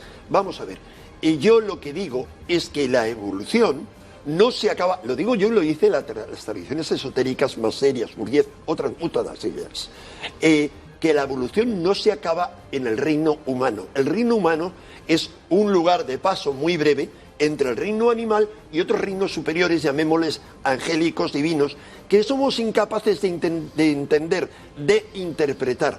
Esa es nuestra posición. Somos incapaces de interpretar eso, pero podemos abrirnos a eso, como podemos abrirnos a planos superiores de conciencia de nuestra propia mente. A mí no me importa de dónde venga eso, como dice Mao Zedong. Gato blanco, gato negro, poco importa. Lo importante es que cace ratones. Aquí lo importante es que si hay un mecanismo de supervivencia, me voy a abrir a ello, no lo voy a negar y le voy a invocar. Yo creo, y lo hago en muchas ocasiones, que rezar al propio ángel de la guarda, ángel protector, Dios superior, llámale como quieras, yo prefiero verlo como una entidad así porque tiene más valor, es sumamente eficaz. Lo digo yo y lo dicen cantidad de otra gente públicamente. Bueno, a ver, yo puedo entender eso que tú dices, es decir, que al fin y al cabo reces a una ficción y que esa ficción te ayude. Bueno, es ficción un para recurso, ti, es no un para recurso, mí. no, pero es una técnica que se utiliza pero en está psicología. bien ficción para ti, sí, porque no tienes conexión. Sí, pero, por ejemplo, otro caso muy reciente que ha salido hace poco. Una mujer que tiene 10 personalidades. De manera alternativa, a lo largo del tiempo, de pronto tiene, además son masculinas o femeninas, y esta persona con unas personalidades habla en alemán y con otras habla en inglés. Y en otras mezcla idiomas. Esta mujer, además, tuvo un accidente hace tiempo y se quedó ciega, que pensaban que era una ceguera fisiológica. Resulta que han descubierto hace poco que con unas personalidades ahora empieza a ver y con otras no. ¿Eso qué indica? Bueno, pues uno de los médicos que trata este asunto lo que dice es que realmente nosotros tenemos capacidad para inventarnos personalidades. Personalidades que funcionan de manera alternativa. Lo que pasa es que nosotros ahora tenemos, digamos, una personalidad unificada, pero eso no quiere decir que no podamos generar otras en cualquier momento, y por eso comentaba antes el caso de los escuchadores de voces. Entonces, si nosotros tenemos esa posibilidad de crear entidades en nuestras personalidades de tal manera que puedan convivir y que entre sí parece como que no se conocen, yo no veo ningún problema en que puedan existir este tipo de ángeles, pero no deja de ser una ficción creada por nuestra mente. Eso está claro. Ese sería otro fenómeno para discutir el síndrome de la personalidad múltiple y lo que hay detrás. No, lo fundamental, insisto, es que no todos los fenómenos que se han estudiado y la validez de este fenómeno no es reductible a eso que tú estás diciendo. O sea, vamos a ver, pero entonces, en el fondo la gran pregunta que te hago, no a ti, que le hago a nuestra audiencia es, ¿qué prefieren en una situación extrema? ¿Morir amargados por la razón o pasarlo muy mal, o sobrevivir como consecuencia de una ilusión? Yo claramente elijo esto último. Es decir, reivindico el poder salvífico, el poder protector, el poder de ayuda clara, en ocasiones para mí no explicable, que tiene esa experiencia que se me escapa. Enrique, nada, os dejo 30 segundos porque es cara a cara, ya saben cómo es esto, pero tú has hablado de conexión, has dicho a Juanjo, no tienes conexión. Con este tema, por ejemplo, esa conexión que tiene esa madre y ese hijo, por ejemplo, o ese individuo desconocido que salva la vida de la otra muchacha, ¿Qué hace falta? Lo dejamos ahí para tener conexión. Vamos a ver, es distinto. Cuando yo le digo no tienes conexiones, que yo sí tengo una apertura a una serie de planos y he tenido algunas experiencias, las que sean. Pero otra depende cosa de la voluntad. Cuidado, sí, no de la voluntad, de, digamos, la apertura, la práctica, el estar abierto a eso. Pero es distinto. Estos fenómenos y la mayoría de los que se dan, que son completamente espontáneos. Claro, es que es un automatismo. Porque en una situación de crisis, ahí aparece lo que Juanjo, con todo su derecho, dice que es una alucinación, llámala como quieras, sí. Pero algo explicable, reducible a términos medibles, analizables. Yo digo, no todo es medible, no todo es analizable. Yo lo que digo es, si al amor lo tratas de reducir al puro análisis, creo que matas el amor, esa sensación. Te dejamos concluir, Juanjo. Pues muy rápidamente, para mí el cerebro es nuestro ángel. Y yo creo que a eso se reduce todo, que no es poco, porque el cerebro también es un universo y con este tipo de casos nos demuestra que hay mucho todavía por conocer. Bueno, qué interesante. El cerebro es nuestro ángel, pero sabiendo, como bien sabe Juanjo, que el cerebro desde luego sigue siendo un universo infinito, ¿no?, por explorar. Muchísimas gracias a los dos, maestro Enrique, gracias. Gracias, Juanjo. Ahí queda. ¿Habrán extraído alguna conclusión incluso los propios protagonistas que nos han escrito? Bueno, tendrán dos buenas maneras de aproximarse a algo que ellos han vivido, que es la diferencia, ¿no? Vivirlo, nosotros opinamos sobre ello, argumentamos, y es increíble porque pasa algunas veces la capacidad de algunos temas para encender la llama en el público. Algunos no tienen eco y otros, por ejemplo, esta especie de ángel, cerebro, maniobra de alerta tremenda ante una situación límite, vemos que son muchísimos los que lo han vivido. ¿Querrá decir algo eso? Bueno, nosotros prometemos seguir investigando. Gracias a los dos compañeros, como siempre. Gracias. Vamos con Mundo Insólito, que ya verán cómo les va a sorprender, como casi siempre.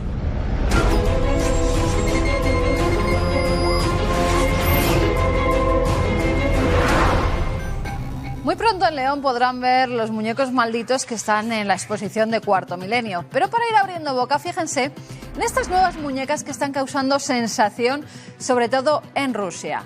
Michael Zajkov es su creador. Pero son tan realistas, parecen de verdad tan humanas, que dan un poco de yuyu, hasta tal punto que hay personas que deciden no comprarlas porque creen que tienen el espíritu de alguien que las posee, creen que tienen alma. Fíjense en esas manitas con esas uñitas que va además lijando poco a poco con sumo cuidado. Las botas las hace el mismo creador, pone hasta las pecas, le fabrican ojos de cristal expresamente para cada una de esas muñecas, para que tenga una visión distinta cada una de ellas, para que sean muy peculiares. Y luego, claro, luego las viste de una forma que también está llamando mucho la atención, como con vestidos antiguos, de campesina. En fin, que ya hay personas que aseguran que estas muñecas tienen vida propia y que están haciendo de las suyas. ¿Comprarían una ustedes? Y nos vamos hasta otro lugar, en este caso en Serbia, donde, fíjense, esta grabación está dando la vuelta al mundo porque por primera vez se ha logrado captar una combustión humana espontánea. Bueno, pues eso es la persona que vemos que está tirada en medio de la calle, quien la está sufriendo en teoría, porque quien está grabando el vídeo no se atreve ni siquiera a acercarse. Al parecer el hombre, de repente, cuando iba en su bicicleta, empezó a arder por la zona del estómago y del pecho. Vemos ahí cómo no hay ningún foco que pudiera haber provocado ese incendio, ese pequeño incendio. Después fue rescatado por las fuerzas de seguridad y trasladado a un hospital que, según aseguran, no han encontrado dónde se ha podido producir el foco de ese incendio. Ya saben que hay muchas teorías. Personas alcohólicas que de repente, por la gracia de su propio cuerpo, porque llevaban una ropa en ese momento que no se sabe en qué circunstancias, comienza a arder precisamente por todos esos materiales juntos. Bueno, sería la primera grabación de combustión humana espontánea. Y ahora nos vamos también con unas imágenes de fuerzas de seguridad, de aviones, de cazas del ejército que están persiguiendo, ahí lo tienen, un objeto volante no identificado. Ha sido en Bulgaria. Estas imágenes fueron captadas por una persona que iba por la calle y de repente vio esa especie de lenteja, de disco volante gigantesco como los de los años 70, como los que se fotografiaban antiguamente. Pero en este caso, ¿puede ser un fake o realmente...? Porque vemos que el avión es real. Incluso hay otras fotografías en las que se ve muy cerca del objeto. Eso sí, los testigos, que además han salido muchos en las redes, aseguran que el avión simplemente dio varias vueltas alrededor de este disco y fue de nuevo hacia la base. ¿Qué pasa? ¿Que no se puede disparar a los objetos volantes no identificados? ¿No tenían ningún tipo de peligro para la población? Bueno, ahí dejamos esas polémicas fotografías.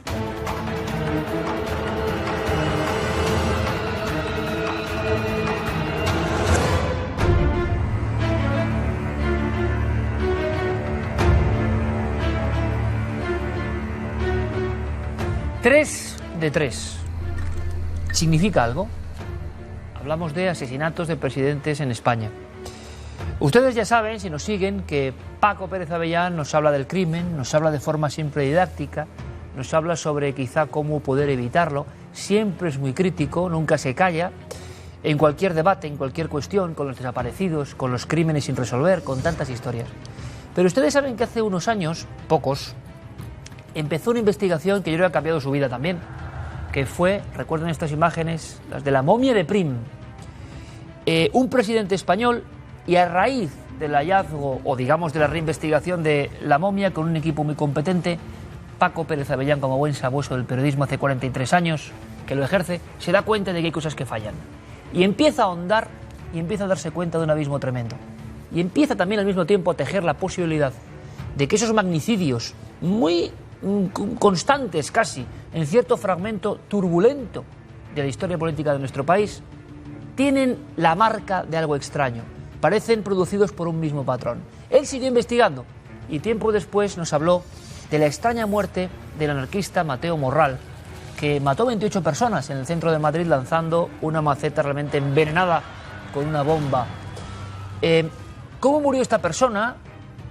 También daba a entender que había verdugos invisibles, como si hubiese una especie de quinta columna extraña, que siempre ha actuado en casos de muerte o intentos de muerte de presidentes. 3 de 3 es un paso más allá. Nos habla de Canalejas, presidente del gobierno que, por lo que sabemos, murió asesinado mientras miraba el escaparate de la librería San Martín en pleno corazón de la capital de España. Y siempre ha habido sospechas. ¿Qué ha hecho Paco? Meterse a fondo en archivos, en documentos, y quedarse una vez más asombrado. Y en estos momentos de tanta turbulencia, creo que es bueno que sepamos quién es Canalejas, qué le ocurrió y cuál es la teoría inquietante, sin duda, de Paco Pérez Avellán, todo maestro del periodismo. Paco, bienvenido una vez más, buenas noches. Muchas gracias, Iker. La verdad es un placer estar aquí. Pues sí, José Canalejas era el presidente del Consejo de Ministros en 1912 y el 12 de noviembre es asesinado en plena Puerta del Sol. Llevaba un reloj, que era este, que está parado a las 11:25, un reloj con ventana, que dice exactamente el momento en el que probablemente se le cayó y se quedó parado. Se quedó parado el reloj ahí como una muestra de lo que ocurrió. Y lo que se dice es que le mató un anarquista con una pistola Browning de gran calibre, que no puede ser otra que una Browning de 9 milímetros corto, con este tipo de bala, que para que se vea aquí está un 9 milímetros largo, o 9 milímetros parabellum. José Canalejas era un buen hombre. Con ese momento de su mandato se empezaron a tomar las uvas en la Puerta del Sol y en todas partes. Donde murió, curiosamente. El año se inauguraba así. Es el hombre que quitó el hecho de que los ricos pudieran quedarse en casa pagando para no ir a la guerra o ir al servicio militar, porque estableció las quintas obligatorias para todo el mundo y de forma democrática. Su hijo fue uno de los primeros en cumplir esta ley. Era un hombre que se preocupaba, la verdad, de la gente que no lo pasaba bien. Estaba en una lucha tremenda, por ejemplo, con una gran huelga que hubo en ferrocarriles y consiguió que esa huelga terminara. Entonces, un hombre honrado, dices, Paco. Un hombre honrado. Que eso se extraña, ¿no? Un hombre honrado, un gran hombre con una inteligencia preclara, que estuvo a punto de ser catedrático de literatura, que se lo quitó Marcelino Menéndez y Pelayo, pero la verdad es que él consiguió en la política lo que nadie más. Un gran orador y una persona preocupada, como digo, de la gente humilde y de su país. Es célebre también por la ley del candado, que era una ley para regular la proliferación de las órdenes religiosas. Esa mañana venía de la calle Huertas, andando donde vivía, y a través de Espoz y Mina llega a la Puerta del Sol y se para a ver el escaparate de la librería San Martín. Aparece un individuo por detrás con una pistola armado que le dispara. Le dispara y hace varios disparos, hasta el punto de que luego se verá que en el propio escaparate hay 2 agujeros en la luna y un agujero en el marco. Es importante ir contando las balas.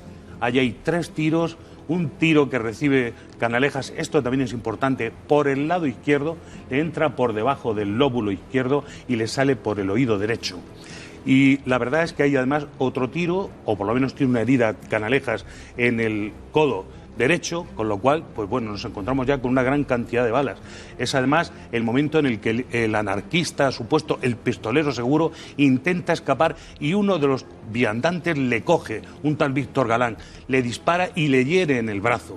Esto es también muy importante porque suma una bala más y inmediatamente vienen policías, uno de ellos al parecer de la escolta. Es importante subrayar esto. ¿Dónde estaban? Claro, era un presidente del gobierno. Claro, y era un hombre muy joven, muy jóvenes, mientras que el presidente del gobierno tenía 58 años, de manera que se les había escapado, había ido muy lejos, hasta el punto de que cuando llegan ya está muerto. Porque una de las cosas, Paco, que yo sí había, por supuesto, esperando las novedades tremendas, de verdad que hay que estar escuchando y viendo muy atentamente, una de las cosas, precisamente leyéndote a ti, que yo sí veía que no encajaban era ¿qué hace un presidente del gobierno en una época tan turbulenta, tan lejos de su propia escolta?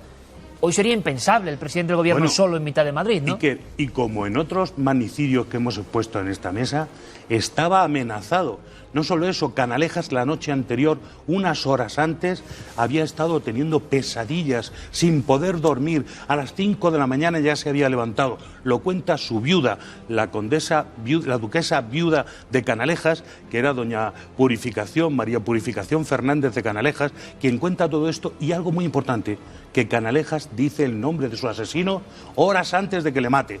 Dice, estoy muy preocupado porque la policía española ha perdido la pista de un hombre muy peligroso. Se llama Pardiñas. A pesar de todo eso, los vigilantes, los 3 guardaespaldas, le dejan ir tan lejos que cuando llegan no tiene remedio. Bueno, y aquí viene la bomba. Increíble, Paco. Increíble. Él da el nombre de su asesino o sospecha que alguien le sigue los pasos. Absolutamente. Sueña que ya estamos con el mundo del onírico. Algo le dice a nivel inconsciente a ese hombre que corre peligro. La noche anterior. Está en las memorias de la viuda. Aquí no hay duda de ninguna clase. Ella rememora lo que sufrió y lo que padeció con su esposo y cómo le contaron todo y cómo sucedió. Y digo que viene la bomba porque inmediatamente después se dice que el anarquista Manuel Pardiñas se suicida. Y es muy importante porque la descripción que hay a nivel oficial es que tiene un disparo en la sien derecha que le atraviesa y que sale por esta parte. Y lo cierto es que hay un trabajo de la Universidad de Madrid, entonces, todavía no la Complutense, de varios estudiantes antropólogos de antropología criminal, con su profesor al frente, que hacen un trabajo diciendo, vamos a aclarar todas las dudas y detalles sobre la muerte del presidente del Consejo de Ministros. Y dicen, fue un disparo que entró por el lado derecho, salió, etcétera. Y hablan solo de un disparo, pero Iker, he aquí que meten en su trabajo que les gustaba tanto, que incluso incluyen una fotografía y lo publican el mismo año de 1912, con esta fotografía donde se ve claramente que el muerto no tiene un solo disparo, sino 2. Ese es Pardiñas, el hombre peligroso con el que casi tenía pesadillas el presidente Es el pistolero Canalejas. que mata a Canalejas en la Puerta del Sol, semiesquina Carretas, que tiene efectivamente un disparo de entrada por la sien derecha, pero tiene otro disparo en la parte frontal izquierda, que también es de entrada y que por lo tanto es inexplicable, porque nadie puede, Iker, suicidarse de 2 disparos. Después de las pruebas de laboratorio hemos demostrado sin ninguna duda que son disparos de entrada. ¿Qué pasa aquí? Pues que es tremendo que los propios antropólogos publiquen su trabajo, porque están muy contentos, con todos los parabienes de la universidad, y metan una fotografía que desmiente todo el trabajo. Y hay otra foto que es impresionante, de esas que nos recuperas. Impresionante. Cuéntanos Fíjate, un poco, los libros de historia cuentan que este hombre llevaba una zamarra. Como sabes, una zamarra es una prenda de piel. Y esto que lleva es un abrigo 3/4, o gabán, como quieras llamarle, gris. ¿Por qué cuentan eso y no lo corrigen? ¿A dónde han ido a enterarse? Ni siquiera han mirado las fotografías. Pero me estás Estoy contando hablando de que historiadores. te estás encontrando lo mismo en print Lo mismo en el Sí. caso de Morral. Sí. Te estás encontrando unas deficiencias porque da la impresión de que nadie se va a poner a investigar cuando son muertes de presidentes o, en el caso de Morral, intento de monarca. nadie se ha puesto a investigar hasta que hemos llegado nosotros, hasta que he llegado yo, mi equipo, las personas que han hecho el trabajo de Prin y que han hecho el trabajo de Mateo Morral. Mateo Morral y Manuel Pardiñas casi son un mismo fenotipo de criminal. Es un tipo, un individuo que tiene una vida atormentada. Los libros de historia ni siquiera cuentan la edad real que tiene este hombre, porque hablan de que tiene 26 años. 26 años tenía Mateo Morral, pero este tiene 32, porque llevaba en el bolsillo, no se sabe por qué, una fe de nacimiento. De Llevaba 1880. toda su documentación Toda ahí. su documentación para que nadie se equivocara de cómo se llamaba y quién era el criminal. Y todo esto se difunde sin ser contrastado. Como decía, lo primero es que hemos ido contando los disparos. ¿Te acuerdas que hacía este hombre? Este individuo lleva una pistola Browning del 9 milímetros corto, con la munición Browning, que carga solo un cargador de 6 disparos, de 6 balas. No pudo disparar los 3 tiros que entraron en la librería San Martín, pegar los 2 tiros que hirieron al presidente Canalejas, uno de ellos mortal de necesidad, que ya son 5, darle un tiro al individuo que le cogió Víctor Galán, que son 6, darle un disparo al policía que finalmente intenta capturarle, que son 7, y pegarse 2 tiros él. ¿Con qué pistola lo hizo? Ya no es solo que nadie se puede disparar 2 veces en la cabeza. Si te das un tiro de estos, no te das el segundo. Y el público está diciendo, bueno, ¿y Paco Pérez Avellán qué argumenta? ¿Qué hay aquí? ¿Qué conecta con los otros casos? ¿Y por qué el enigma de las 2 heridas de bala? Vamos a hacer una cosa, Paco. Hemos podido contar con la colaboración, como siempre, de grandes profesionales del ámbito de la balística, de la criminología y de las ciencias forenses, para que nos ilustren. Lo hicimos en su día con Mateo Morral, y esto es muy gráfico. Para algunos puede ser incluso un poco desagradable, pero bueno, es así. Así se hacen las pruebas científicas para investigar. Y vamos a ver si la doctora Robledo, si te parece, Paco, nos saca de dudas en algún momento. Por supuesto que nos lo va a poner muy claro. Ella lo va a describir con las piezas que ha hecho Juan Villa. Vamos a revivir esta historia. Y luego, Paco, lo dejo ahí, quiero que me cuentes tu argumento. Es decir, ¿qué pasó realmente? Y qué retroinvestigación criminológica pura. Luego me cuentas, Paco, tu teoría, 3 de 3. ¿Por qué? Vamos con esa prueba de balística. La historia cuenta que a Canalejas le asesinan con una pistola Browning, especifican de gran calibre. El tamaño del proyectil, pues lo podemos ver aquí, es es un 9 corto normal. La primera práctica que vamos a realizar se corresponde con el disparo que recibió Canalejas, con el cual fue asesinado. Gracias.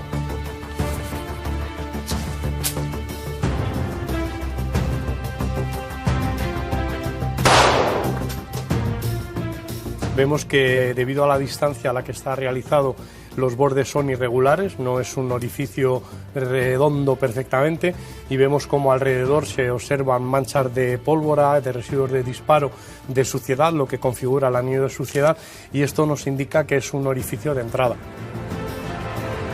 A continuación de asesinar a Canalejas, se supone que Manuel Pardiñas se disparó en la cabeza, es decir, se suicidó. Sin embargo, nosotros en el estudio que hemos realizado vemos que Pardiñas tiene 2 disparos en la cabeza.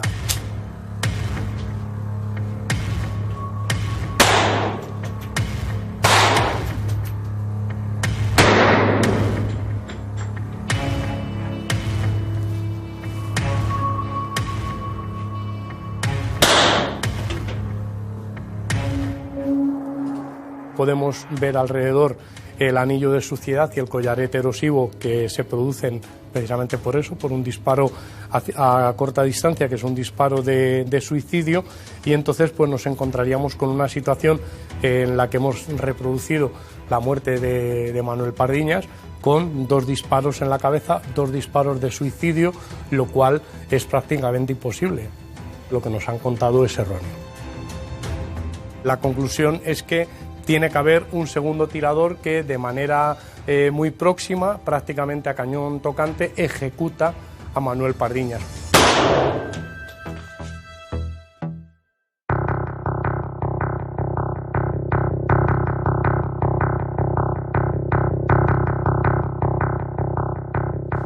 Tenemos la suerte de contar con la doctora Mar Robledo, que está con nosotros. Bienvenida, enhorabuena. Muchas gracias, Iker. Estado de buena esperanza. Así es. Muchas gracias. Bueno, Gracias, la vida, y en este caso un tema mucho más desagradable el que nos ocupa. La doctora Robledo pues siempre ha estado indagando con la misma valentía en casos que tienen que ver con ese 3 de 3 y lo que queda. Y no se calla, y cuenta, y analiza. Y yo creo que aquí tenemos dos personajes bien diferentes, envueltos en la misma trama, y sería muy bueno contar a los espectadores con toda claridad, como tú siempre haces, ¿qué lees tú aquí a nivel de criminalística? Pues vamos a ver, tenemos dos personajes que son los dos actores de la misma función, por decirlo de alguna manera. Aquí tenemos al presidente, un busto del presidente Canalejas, que es la persona sobre la cual hay un atentado y muere. ¿Qué es lo que vemos en la figura del presidente? Pues tenemos un orificio de entrada por arma de fuego que estaría situado aquí, justo del lóbulo, debajo del lóbulo de la oreja izquierda, orificio de entrada con orificio de salida en la oreja derecha. La historia cuenta, todas las versiones que hay, la oficial, testigos, etcétera, cuentan que efectivamente estaba en esa librería mirando, como bien contaba Paco, y se acerca una persona por detrás y le dispara por la izquierda, desde detrás y por la izquierda. Entonces, hasta aquí vamos bien. Todo coincide. Todo coincide. Pero ahora tenemos aquí al presunto autor o al supuesto autor de ese disparo. La historia cuenta que recibe más disparos, bueno, no se sabe muy bien si eran 2 disparos, si tenía alguna lesión en el codo, pero la importante y la que le causa la muerte es esta.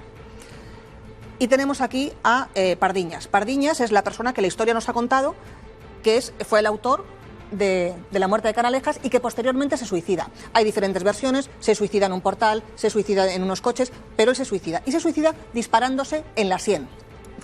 Aunque hay una versión que dice que se disparó debajo de la barbilla. Ojo. Pues aquí vemos... Una cosa, doctora, ¿nadie vio el momento? Es decir, ¿hay testimonios sobre ese momento? Los hay, los hay. De hecho, mira, fíjate qué dos versiones tan diferentes nos encontramos de testigos del momento. En esa librería, personas que están dentro de la librería dicen que Pardiñas dispara a Canalejas, que le dispara en 2 ocasiones, que sale corriendo, se refugia en unos coches que había de alquiler, y es allí donde se dispara. Sin embargo, 2 de los escoltas de Canalejas lo que cuentan es que dispara, que se enfrenta con ellos, que incluso hay un disparo a uno de ellos, que huye y se refugia en un portal cercano y que es allí donde se dispara. 2 versiones tan distintas en el mismo lugar. Claro, y en el portal, si fue así, nadie sabe lo que pasó realmente. Aunque bueno, parece ser que siempre se sabe todo, porque siempre lo cuentan como si lo hubiesen visto. Pues ¿qué nos han contado?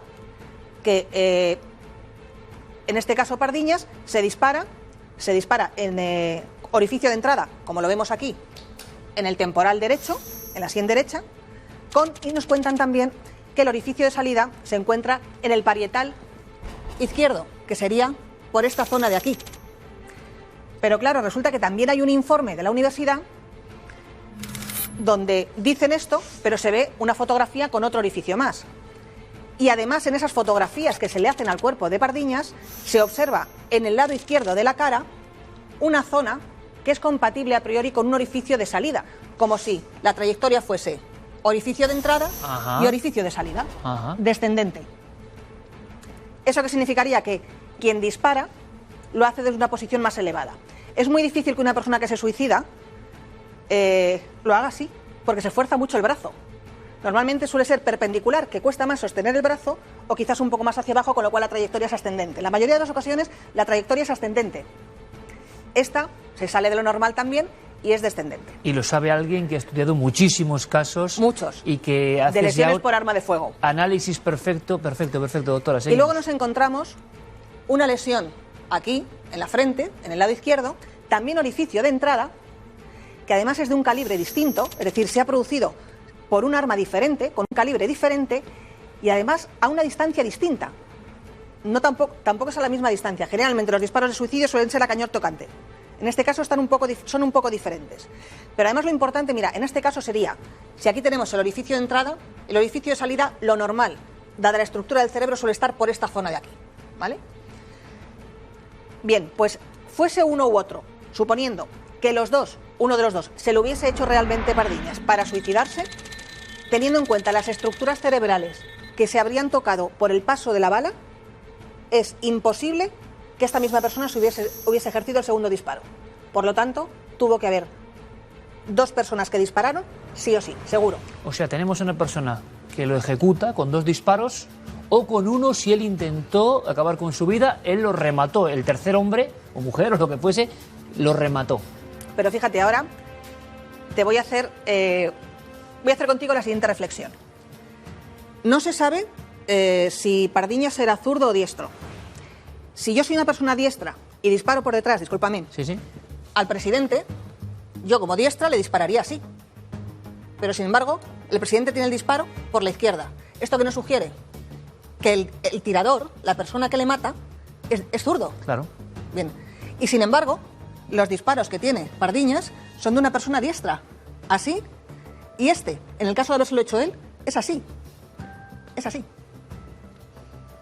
¿Qué me dices? Lo cual es que es absolutamente lapidario, ¿no? No coincide para nada con el estudio criminalístico y forense que este individuo se suicidase, porque hay casos, doctora, donde hay personas que han fallado en un primer disparo y hay 2 orificios. Porque desde fuera no son imposible, pero yo te pregunto... Teniendo en cuenta las estructuras cerebrales, si el disparo está en otro lugar del cuerpo, o incluso en la cabeza, pero en otra zona, podría ser que una persona no pierda la conciencia en un primer momento y pueda ejercer un segundo disparo. Pero teniendo en cuenta las estructuras cerebrales que se habrían dañado por el paso de un proyectil, sea el de la frente o sea el de la sien, es imposible que estuviese consciente como para ejercer un segundo disparo. Que es lo que todo el mundo desde fuera podemos... ¿Cómo alguien va a tener la capacidad motora incluso de, teniendo un disparo ya, volverse... Y entonces yo te pregunto, ahora hablaremos con Paco, su conclusión, su hipótesis, y sin pedirte que vayas más allá, pero tu análisis final es... ¿Cómo es posible que una cosa tan evidente fotográficamente como la hemos visto haya pasado desapercibida? Porque cualquier forense o experto en criminología y criminalística del mundo, si ve esas fotos, tiene que hacerse las mismas preguntas que os decís vosotros. E incluso vamos a ir más allá, si me permites, porque aprovechando esta reproducción tan buena que nos ha hecho Juan Villa, podemos observar varias lesiones más en la cara de Pardiñas. Tiene una zona tumefacta en el pómulo derecho y una lesión abierta con un golpe contundente que ya ha tenido un sangrado encima de la nariz. Esto lo que nos dice es que antes de morir, porque son muy recientes, porque se aprecian las fotografías por la coloración, que son muy recientes, a esta persona la golpearon. Y lo que cuenta la versión oficial es que no hubo ningún golpe. Por tanto, te está pasando como Paco, indagando en la historia de nuestro propio país. No te esperabas todo esto, ¿no, doctora? No, mira, tú bien sabes que Prin ya fue una sorpresa. Eso nos motivó a continuar, seguimos con Mateo Morral, y bueno, pues es un 3 de 3 y ya veremos. Pero lo que sí que es cierto y podemos decir, Iker, es que en este 3 de 3 la historia nos ha mentido. Doctora Robledo, muchísimas gracias, como siempre, de verdad. Gracias a ti, muchísimas gracias por la lección tan gráfica, tan visual, tan visible para todo el mundo. Y ahora la opinión es libre, claro. Vamos a ver qué nos cuenta Paco Pérez Avellán.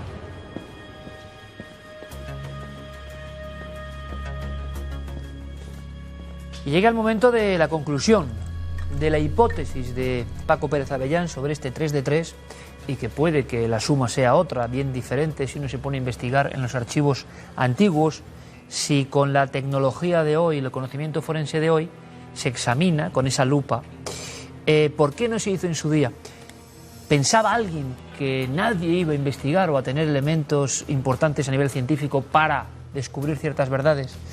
Bueno, Paco, pues tienes que contarnos qué ves tú, qué ocurrió y por qué ocurrió, siempre según tu hipótesis, esta especie de extraña trama oscura en torno, una vez más, a un asesinato de un presidente de gobierno en España. Bueno, Canalejas es que nos pone por encima y absolutamente claro lo que está sucediendo hasta ese momento, que hay una manera nueva de hacer política, acabar con el presidente del Consejo de Ministros para cambiar la política en nuestro país. Una y otra vez. Hemos visto ejemplos recientes, pero aquí los ministros de Gobernación hay una enorme ineficacia. Recordemos que en el caso de Mateo Morral hay un ministro de Gobernación que es el conde de Romanones, persona que a pesar de hacerlo fatal y de ser incapaz de impedir que la bomba se arroje y dejando que el terrorista, que está advertido todo el mundo de que va a haber un atentado, no hace nada. Y pese a su impotencia, sigue en la política mucho tiempo, es de todo y ocupa varias veces la presidencia del Consejo de Ministros. La primera vez es el hombre que sustituye al muerto José Canalejas.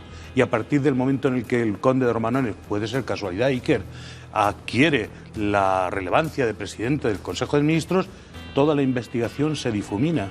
Aquí no volvemos a saber nada de un personaje, un fenotipo, como decimos, de criminal que se ha perpetuado ya con Mateo Morral.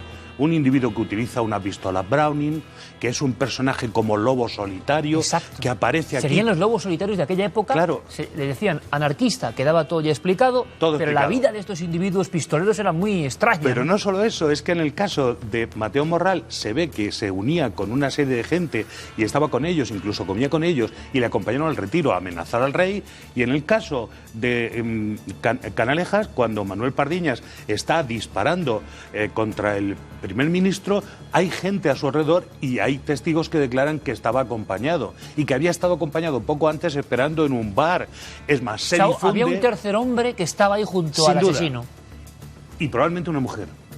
O sea, hay una serie de testimonios que están dispersos, que no están estudiados, pero que indican claramente que no existe en realidad el lobo solitario. Como yo tampoco creo que exista en la actualidad, todo lobo solitario tiene su cordada de apoyo. Y en el caso este podemos incluso demostrarlo. Es decir, Pardiñas llega aquí con una idea muy clara, pero se difunde que a lo mejor iba a matar a Alfonso XIII, que iba a pasar por la Puerta del Sol. ¿Sabes qué pasa? Que otra vez la viuda de Canalejas, en sus memorias, nos quita todos los problemas, porque dice que le estaban haciendo a ella un busto en casa de Mariano Benlliure, gran escultor, y que había estado allí Pardiñas en varias ocasiones merodeando, esperando para matar a su marido en la puerta. Y todo esto ni historiadores, ni profesores de historia, ni escritores del 3 al 4 lo han tenido hasta ahora en absoluto en cuenta. Esto se ha ocultado temerosamente en los libros de historia. No se cuenta que hay una protesta ciudadana en la calle. El periódico El Heraldo, que hay que leer la crónica que hace de esto con unos ribetes que nunca más se han vuelto a contar, ¿no? De la protesta que hay ciudadana contra la policía por no haber hecho su trabajo debidamente, lo cual es una constante, porque en todos los magnicidios de siglo y medio en la historia de España, la policía nunca está donde tiene que estar. Los ministros del Interior no hacen su trabajo y algunos de esos ministros son ascendidos, es decir, no solo son reconvenidos por no haber sabido hacer su trabajo, detener a los criminales e impedir que murieran los presidentes del Consejo de Ministros, sino que a veces se les eleva directamente a presidentes en vez del presidente asesinado. Paco, ¿por qué este hombre dibuja una conspiración? Una conspiración. Y lo siento mucho. Perfecto, una conspiración. No tienes por qué sentirlo. Sería algo lógico y que ha pasado en todos los países. Pero ¿por qué tiene ese hombre entonces 2 disparos? ¿Cuál fue tu película de los hechos? ¿Alguien que está a su lado lo remata y él no se suicida, como se ha contado? Verás, por un lado los libros de historia ofrecen los relatos y por otro lado están las fotografías, sí que libros que son poco respetuosos con este caudal de información que son los magníficos fotógrafos. Aprovecho para decir que el gran fotógrafo de esta fotografía es Marín, un fotógrafo fotoperiodista mítico en el año 1912 que trabajaba en el periódico ABC y que hace unas fotos colgando el cadáver de Manuel Pardiñas, que como se ve parece que está muerto. Cosa muy de la época. Recordemos que en muchas ocasiones se fotografiaba para la justicia o para la policía a los criminales como si estuvieran realmente vivos. Aquí está colgado en el depósito judicial y se puede ver una serie de heridas que luego, comparado con el estudio de la doctora, se ve que no se han contado esas heridas. Son heridas de lucha, son heridas de represión, de intentar acabar con él.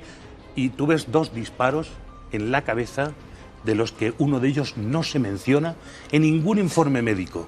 ¿Quién le dio ese disparo, en tu opinión, Paco? ¿Quién pudo ser? Sin ninguna duda, alguien que tenía la intención de que no se pudiera seguir el rastro y saber quién de verdad había enviado a la Puerta del Sol, con la misión de asesinar al honrado Canalejas en el centro mismo de Madrid y lograr lo difícil, lo imposible, que durante más de 100 años, y solo porque un periodista investigador coge la pista, se puede retomar una investigación que estaba muerta. Ese silencio es lo que nos hace reflexionar, ¿no? Paco, como hemos dicho muchas veces, sabueso del periodismo, ha tirado del hilo. Seguro que hay más sorpresas. Yo te deseo todo lo mejor en esta investigación, porque desde luego, y fue un enorme éxito tu libro de Prim, desde luego, si alguien tiene la molestia de querer saber, esto es un vuelco a muchas cosas. Sin duda, un vuelco histórico. Paco, gracias, como 3 siempre. 3 de 3. 3 de 3. Gracias, Paco, como siempre. Ha sido un placer. Muchísimas gracias, de verdad. Y vamos ahora con una historia que ustedes conocen bien. Las tramas, la investigación, lo oculto, viene desde tiempos muy lejanos. Ahora todo eso se concentra en enigmas digitales. Lo resuelve Diego Marañón, Misterio 4.0.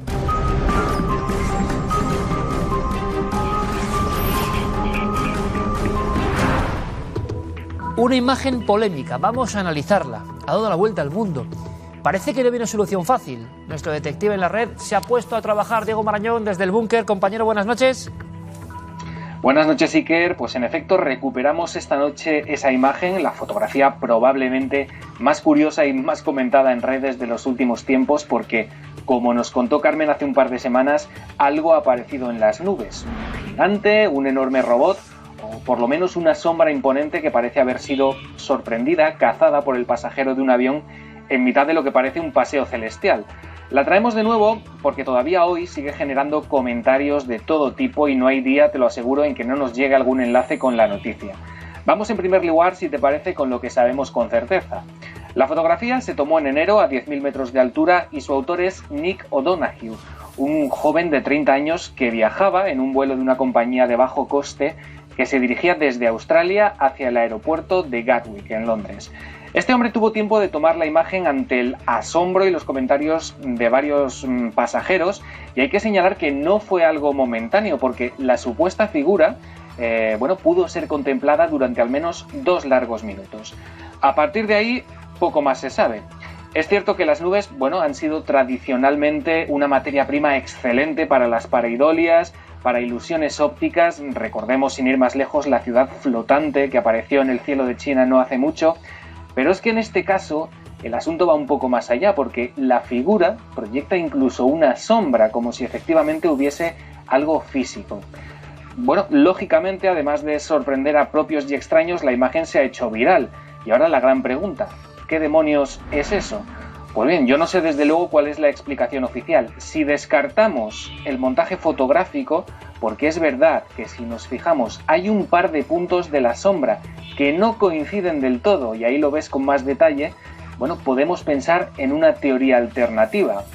Si ampliamos la imagen y vemos con detalle la textura de la silueta, veremos que no parece algo físico, sino que estaría compuesta de vapor o de algo similar. De ser así, podríamos estar ante el rastro de 2 enormes chimeneas o torres de enfriamiento que probablemente estaban ocultas bajo ese manto de nubes, haciendo que perdamos, por así decirlo, la mitad de la información. De hecho, hemos encontrado una imagen con este mismo fenómeno en la que queda un poco más claro de qué hablamos. Ahí la tienes, Iker, y como puedes ver, el parecido es más que evidente. Como digo, es solo una hipótesis porque el misterio sigue abierto. Habrá quien diga que la posibilidad de las chimeneas resulta extraña a esa altura, pero estarás de acuerdo conmigo en que si hablamos de extrañeza, la teoría del gigante dando un paseo matutino lo supera con creces. No hemos podido resolver esta historia de momento, seguimos investigando. Por algo esta imagen se ha convertido en número 1, ¿no?, en todas las redes sociales, en la red, porque nadie sabe sacarle, digamos, el jugo a nivel explicativo, y Diego tampoco. Ya eso dice mucho, ¿eh? Gracias, compañero, como siempre. Vamos con otras fotos, si te parece. Vamos con otras, a ver si viene una de este nivel, de esta categoría. Comenzamos las fotografías de los espectadores en Lima, en Perú. Nos la enviaba Santiago Arias y nos decía que esta imagen estaba en la casa de la abuela de su novia, que la tenía la familia durante muchos años, porque al parecer siempre esa imagen ha estado de mano en mano, porque hay una especie de fantasma como detrás, ¿verdad? Esta marca que hay aquí, vemos a un padre con su niño, con su niña. Aquí vamos a verlo perfectamente, porque esa sombra, cuando la ponemos en negativo, parece oscurecerse y además parece incluso que tiene brazos, ¿verdad? Vamos a moverla y vamos a ampliarla para que la vean perfectamente. Ahí estaría esa sombra oscura que parece estar casi abalanzándose encima de ese padre y ese hijo. En las demás tomas se pueden ver perfectamente las diversas tonalidades que tenemos, porque es lo mismo, es un cuerpo que además tenía que ser consistente, porque si vemos la parte de atrás no se transparenta, es algo opaco. Guillermo León nos decía que no puede encontrar solución a esta fotografía, a esta imagen, que no sabe realmente lo que puede ser. La única cosa, un error fotográfico, algo que al revelar la fotografía cayera algún líquido y creara como esa especie de mancha con ese brazo que parece amenazarlos. Bueno, es que aquí se ve perfectamente, o sea, sería la de los cuentos, ¿verdad? Cuando hay un fantasma oscuro que parece estar atemorizando a esas personas. Y Marta Calipienso desde Castellón nos enviaba esta fotografía. Decía que estaba en la montaña de su localidad cuando, después de hacer diversas fotografías, esto es el mes de agosto del año pasado, se dio cuenta de que había algo raro en el cielo. Puede pensarse en un principio que son luces, que es un objeto volante no identificado, como tantas veces hemos visto, pero si ampliamos las imágenes nos damos cuenta de que se asemeja más a un rot. Ya saben ustedes, insecto que va demasiado rápido y solo capta la cámara y no nuestro ojo, y además lo capta en esa posición. O por el contrario, hay algo detrás de este fenómeno que no conocemos. En este caso, si se dan cuenta, aparecen 5 puntos diferentes, además en diversas posiciones. Guillermo nos dice que tal vez la cámara captó este mismo insecto, si es que es así, en diversas posiciones. Por eso se puede ver la fotografía, ¿verdad?, que en un caso parece que está más elevado y en otro caso parece que sigue una trayectoria. El caso es que Guillermo nos dice que o bien es ese insecto, si es que los rots son insectos, o tampoco sabríamos qué es lo que había en el cielo aquel día. Y nos vamos con nuestra mirada milenaria, además a un lugar en el que este equipo ha estado y nosotros mismos hemos recorrido muchas veces, la alberca. Y en la alberca se conoce perfectamente una tradición que es la de las ánimas benditas. Nos enviaba la fotografía Miriam Prieto y nos dice la esquila de las ánimas, la alberca Salamanca. Bueno, como ven, esa hornacina dice que según las tradiciones orales en el siglo XVI se arraiga el culto a las ánimas. En la alberca se sigue esta corriente, con su fe comienzan a valorar y reflexionar sobre el más allá, invitando a rezar diariamente a los fieles cristianos para que todos los hombres alcancen la resurrección y la vida eterna. Como habrán visto en este programa los que son seguidores, nosotros fuimos todavía con esa persona que sigue dando el toque de ánimas en la alberca, porque hoy en día se sigue haciendo. Además, la alberca toda en sí parece un plató de televisión precioso, con todas esas casas de piedra, con ese suelo que siguen conservando en la época antigua. Y también, vamos a poner la fotografía, dejamos esta a un lado, y también con esa hornacina de las ánimas. Ahí la tenemos, como pueden ustedes ver, calaveras encerradas detrás de rejas, y la persona que toca la campana de ánimas, a veces cuando había que llamar a muerto, ¿no?, y otras veces cuando pues había que rezar por esas ánimas benditas. Una tradición espectacular, preciosa. Si pueden ir a la alberca y conocer sus tradiciones, por favor acérquense, porque es una maravilla.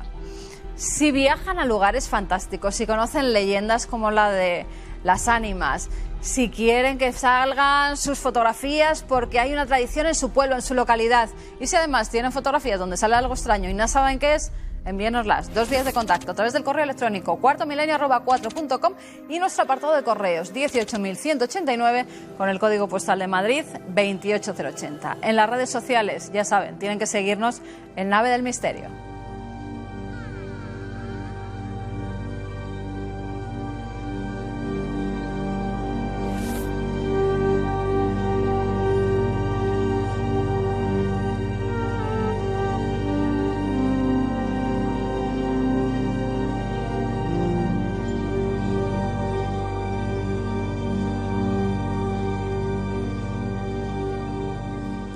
Me he pensado mucho si hacer este comentario, esta reflexión, porque evidentemente también atenta un poco contra lo políticamente correcto, pero bueno, no es así.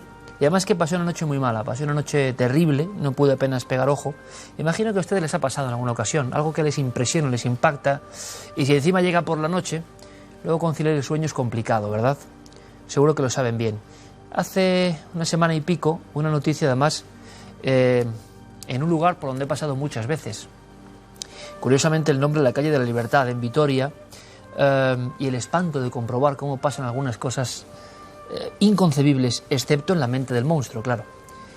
Verán, ¿cómo vertebrar toda esta sensación? Porque primero era indignación, ¿no? Yo dije en las redes sociales de Nave del Misterio que si digo lo que pienso tengo que emigrar, ¿no? Poco menos.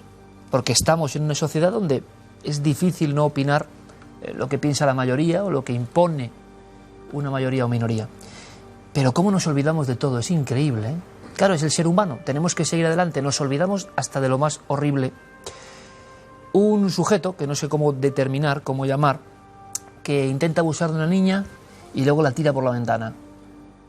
Nos olvidaremos incluso de que se llamaba Alicia y tenía 17 meses, ¿no? Ha quedado como una noticia más. Estamos ya con otras noticias, pasa el tiempo, hay muchos estímulos, nos hemos horrorizado, pero yo creo que por una cuestión casi evolutiva tenemos que seguir.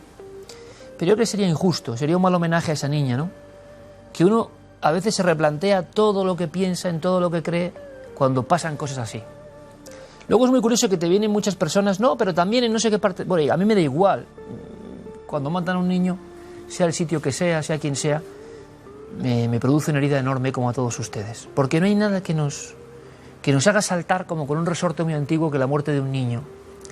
¿Quién puede matar a un niño?, decía el maestro Chicho Ibáñez Serrador. Evidentemente hacía esa pregunta porque solo el monstruo absoluto puede hacerlo. Y lo que duele en ocasiones es cómo la sociedad tan lobotomizada, a la que yo pertenezco, por cierto, no es que justifique al monstruo, claro que no, pero cómo mira para otro lado y cómo incluso enseguida empieza a salir con excusas o con justificaciones, hasta en los casos más abyectos, se busca como lo habrá hecho por no sé qué o por no sé cuántos.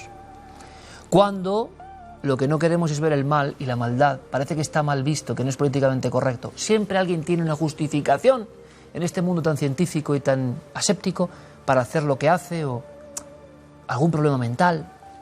No, oiga, el mal existe, hay gente demoníaca, no tengo la menor duda, porque díganme ustedes lo que puede ser intentar abusar de una niña y tirarla por la ventana y que esa niña muera con 17 meses. Alicia en la calle Libertad, en Vitoria, donde tantas veces he pasado. Se me hizo muy difícil dormir y tuve mucha rabia, ¿no? Saben, poco tiempo después le preguntaba a una forense ante este tipo de cosas y me decía que ella había trabajado ante los pederastas, ante los abusadores de niños, los asesinos de niños, que tremendo, ¿no? Ese mundo existe. Incluso en otros países, procesos de castración química, y que daba igual. Fíjense qué dato, porque esto no se cuenta. Que a una persona, aunque le hiciesen la castración química, es decir, ciertos fármacos que disminuyen aparentemente ese sentido oscuro, ¿no?, de aprovecharse de un niño desvalido, que hacían lo mismo, pero no con su órgano sexual. O sea, había algo en la mente programado, por desgracia, para actuar con otro sistema, con un palo, con lo que sea. Hacer el mal por hacer el mal. Y saben, yo me quedo un poco impresionado porque me duele interiormente, ¿no?, que pase esto, porque es tan absurdo. Y nos olvidamos de esa niña cayendo al vacío. ¿Qué pasa en la sociedad para que esto ocurra, no? Y luego ves a algún político, y a mí me da igual toda la política, se lo aseguro, que esa sí que es misteriosa, y mejor no meterse en camisa de 11 varas, aunque uno dice cosas que luego son reinterpretadas. Luego veo a un político concreto que dice que lo primero que va a hacer es a ver si se deroga la prisión permanente revisable, ¿no? Como si fuera lo más... ¿Pero qué nos están vendiendo? O sea, lo más importante ahora mismo es que algunos monstruos, porque hablamos de monstruos, tengan todo el beneplácito del sistema. Oiga, no quieren ustedes aceptar que el monstruo existe. Por desgracia no sabemos de qué depende, seguramente. Muchas veces no hay justificación. ¿Y saben quién lo saben? Los forenses, las personas que investigan en los crímenes, los criminólogos, esos lo saben todos. Y te hablan y no tiene nada que ver con lo que se habla a nivel político. Pero ¿quién va a conseguir votos o simpatías diciendo que los más monstruosos de los monstruos no tienen que estar siempre bajo vigilancia? Pero alguien va a ganar algo con eso. Pero ¿qué milonga nos han vendido para que eso parezca avanzado o amigo de la libertad? De verdad, cuando uno habla con los que saben, con los que no están en la sociedad normal, sino que están viendo por desgracia estos hechos casi a diario, y cuando uno les pregunta, como yo he hecho, saben perfectamente que hay seres malignos, es que los hay.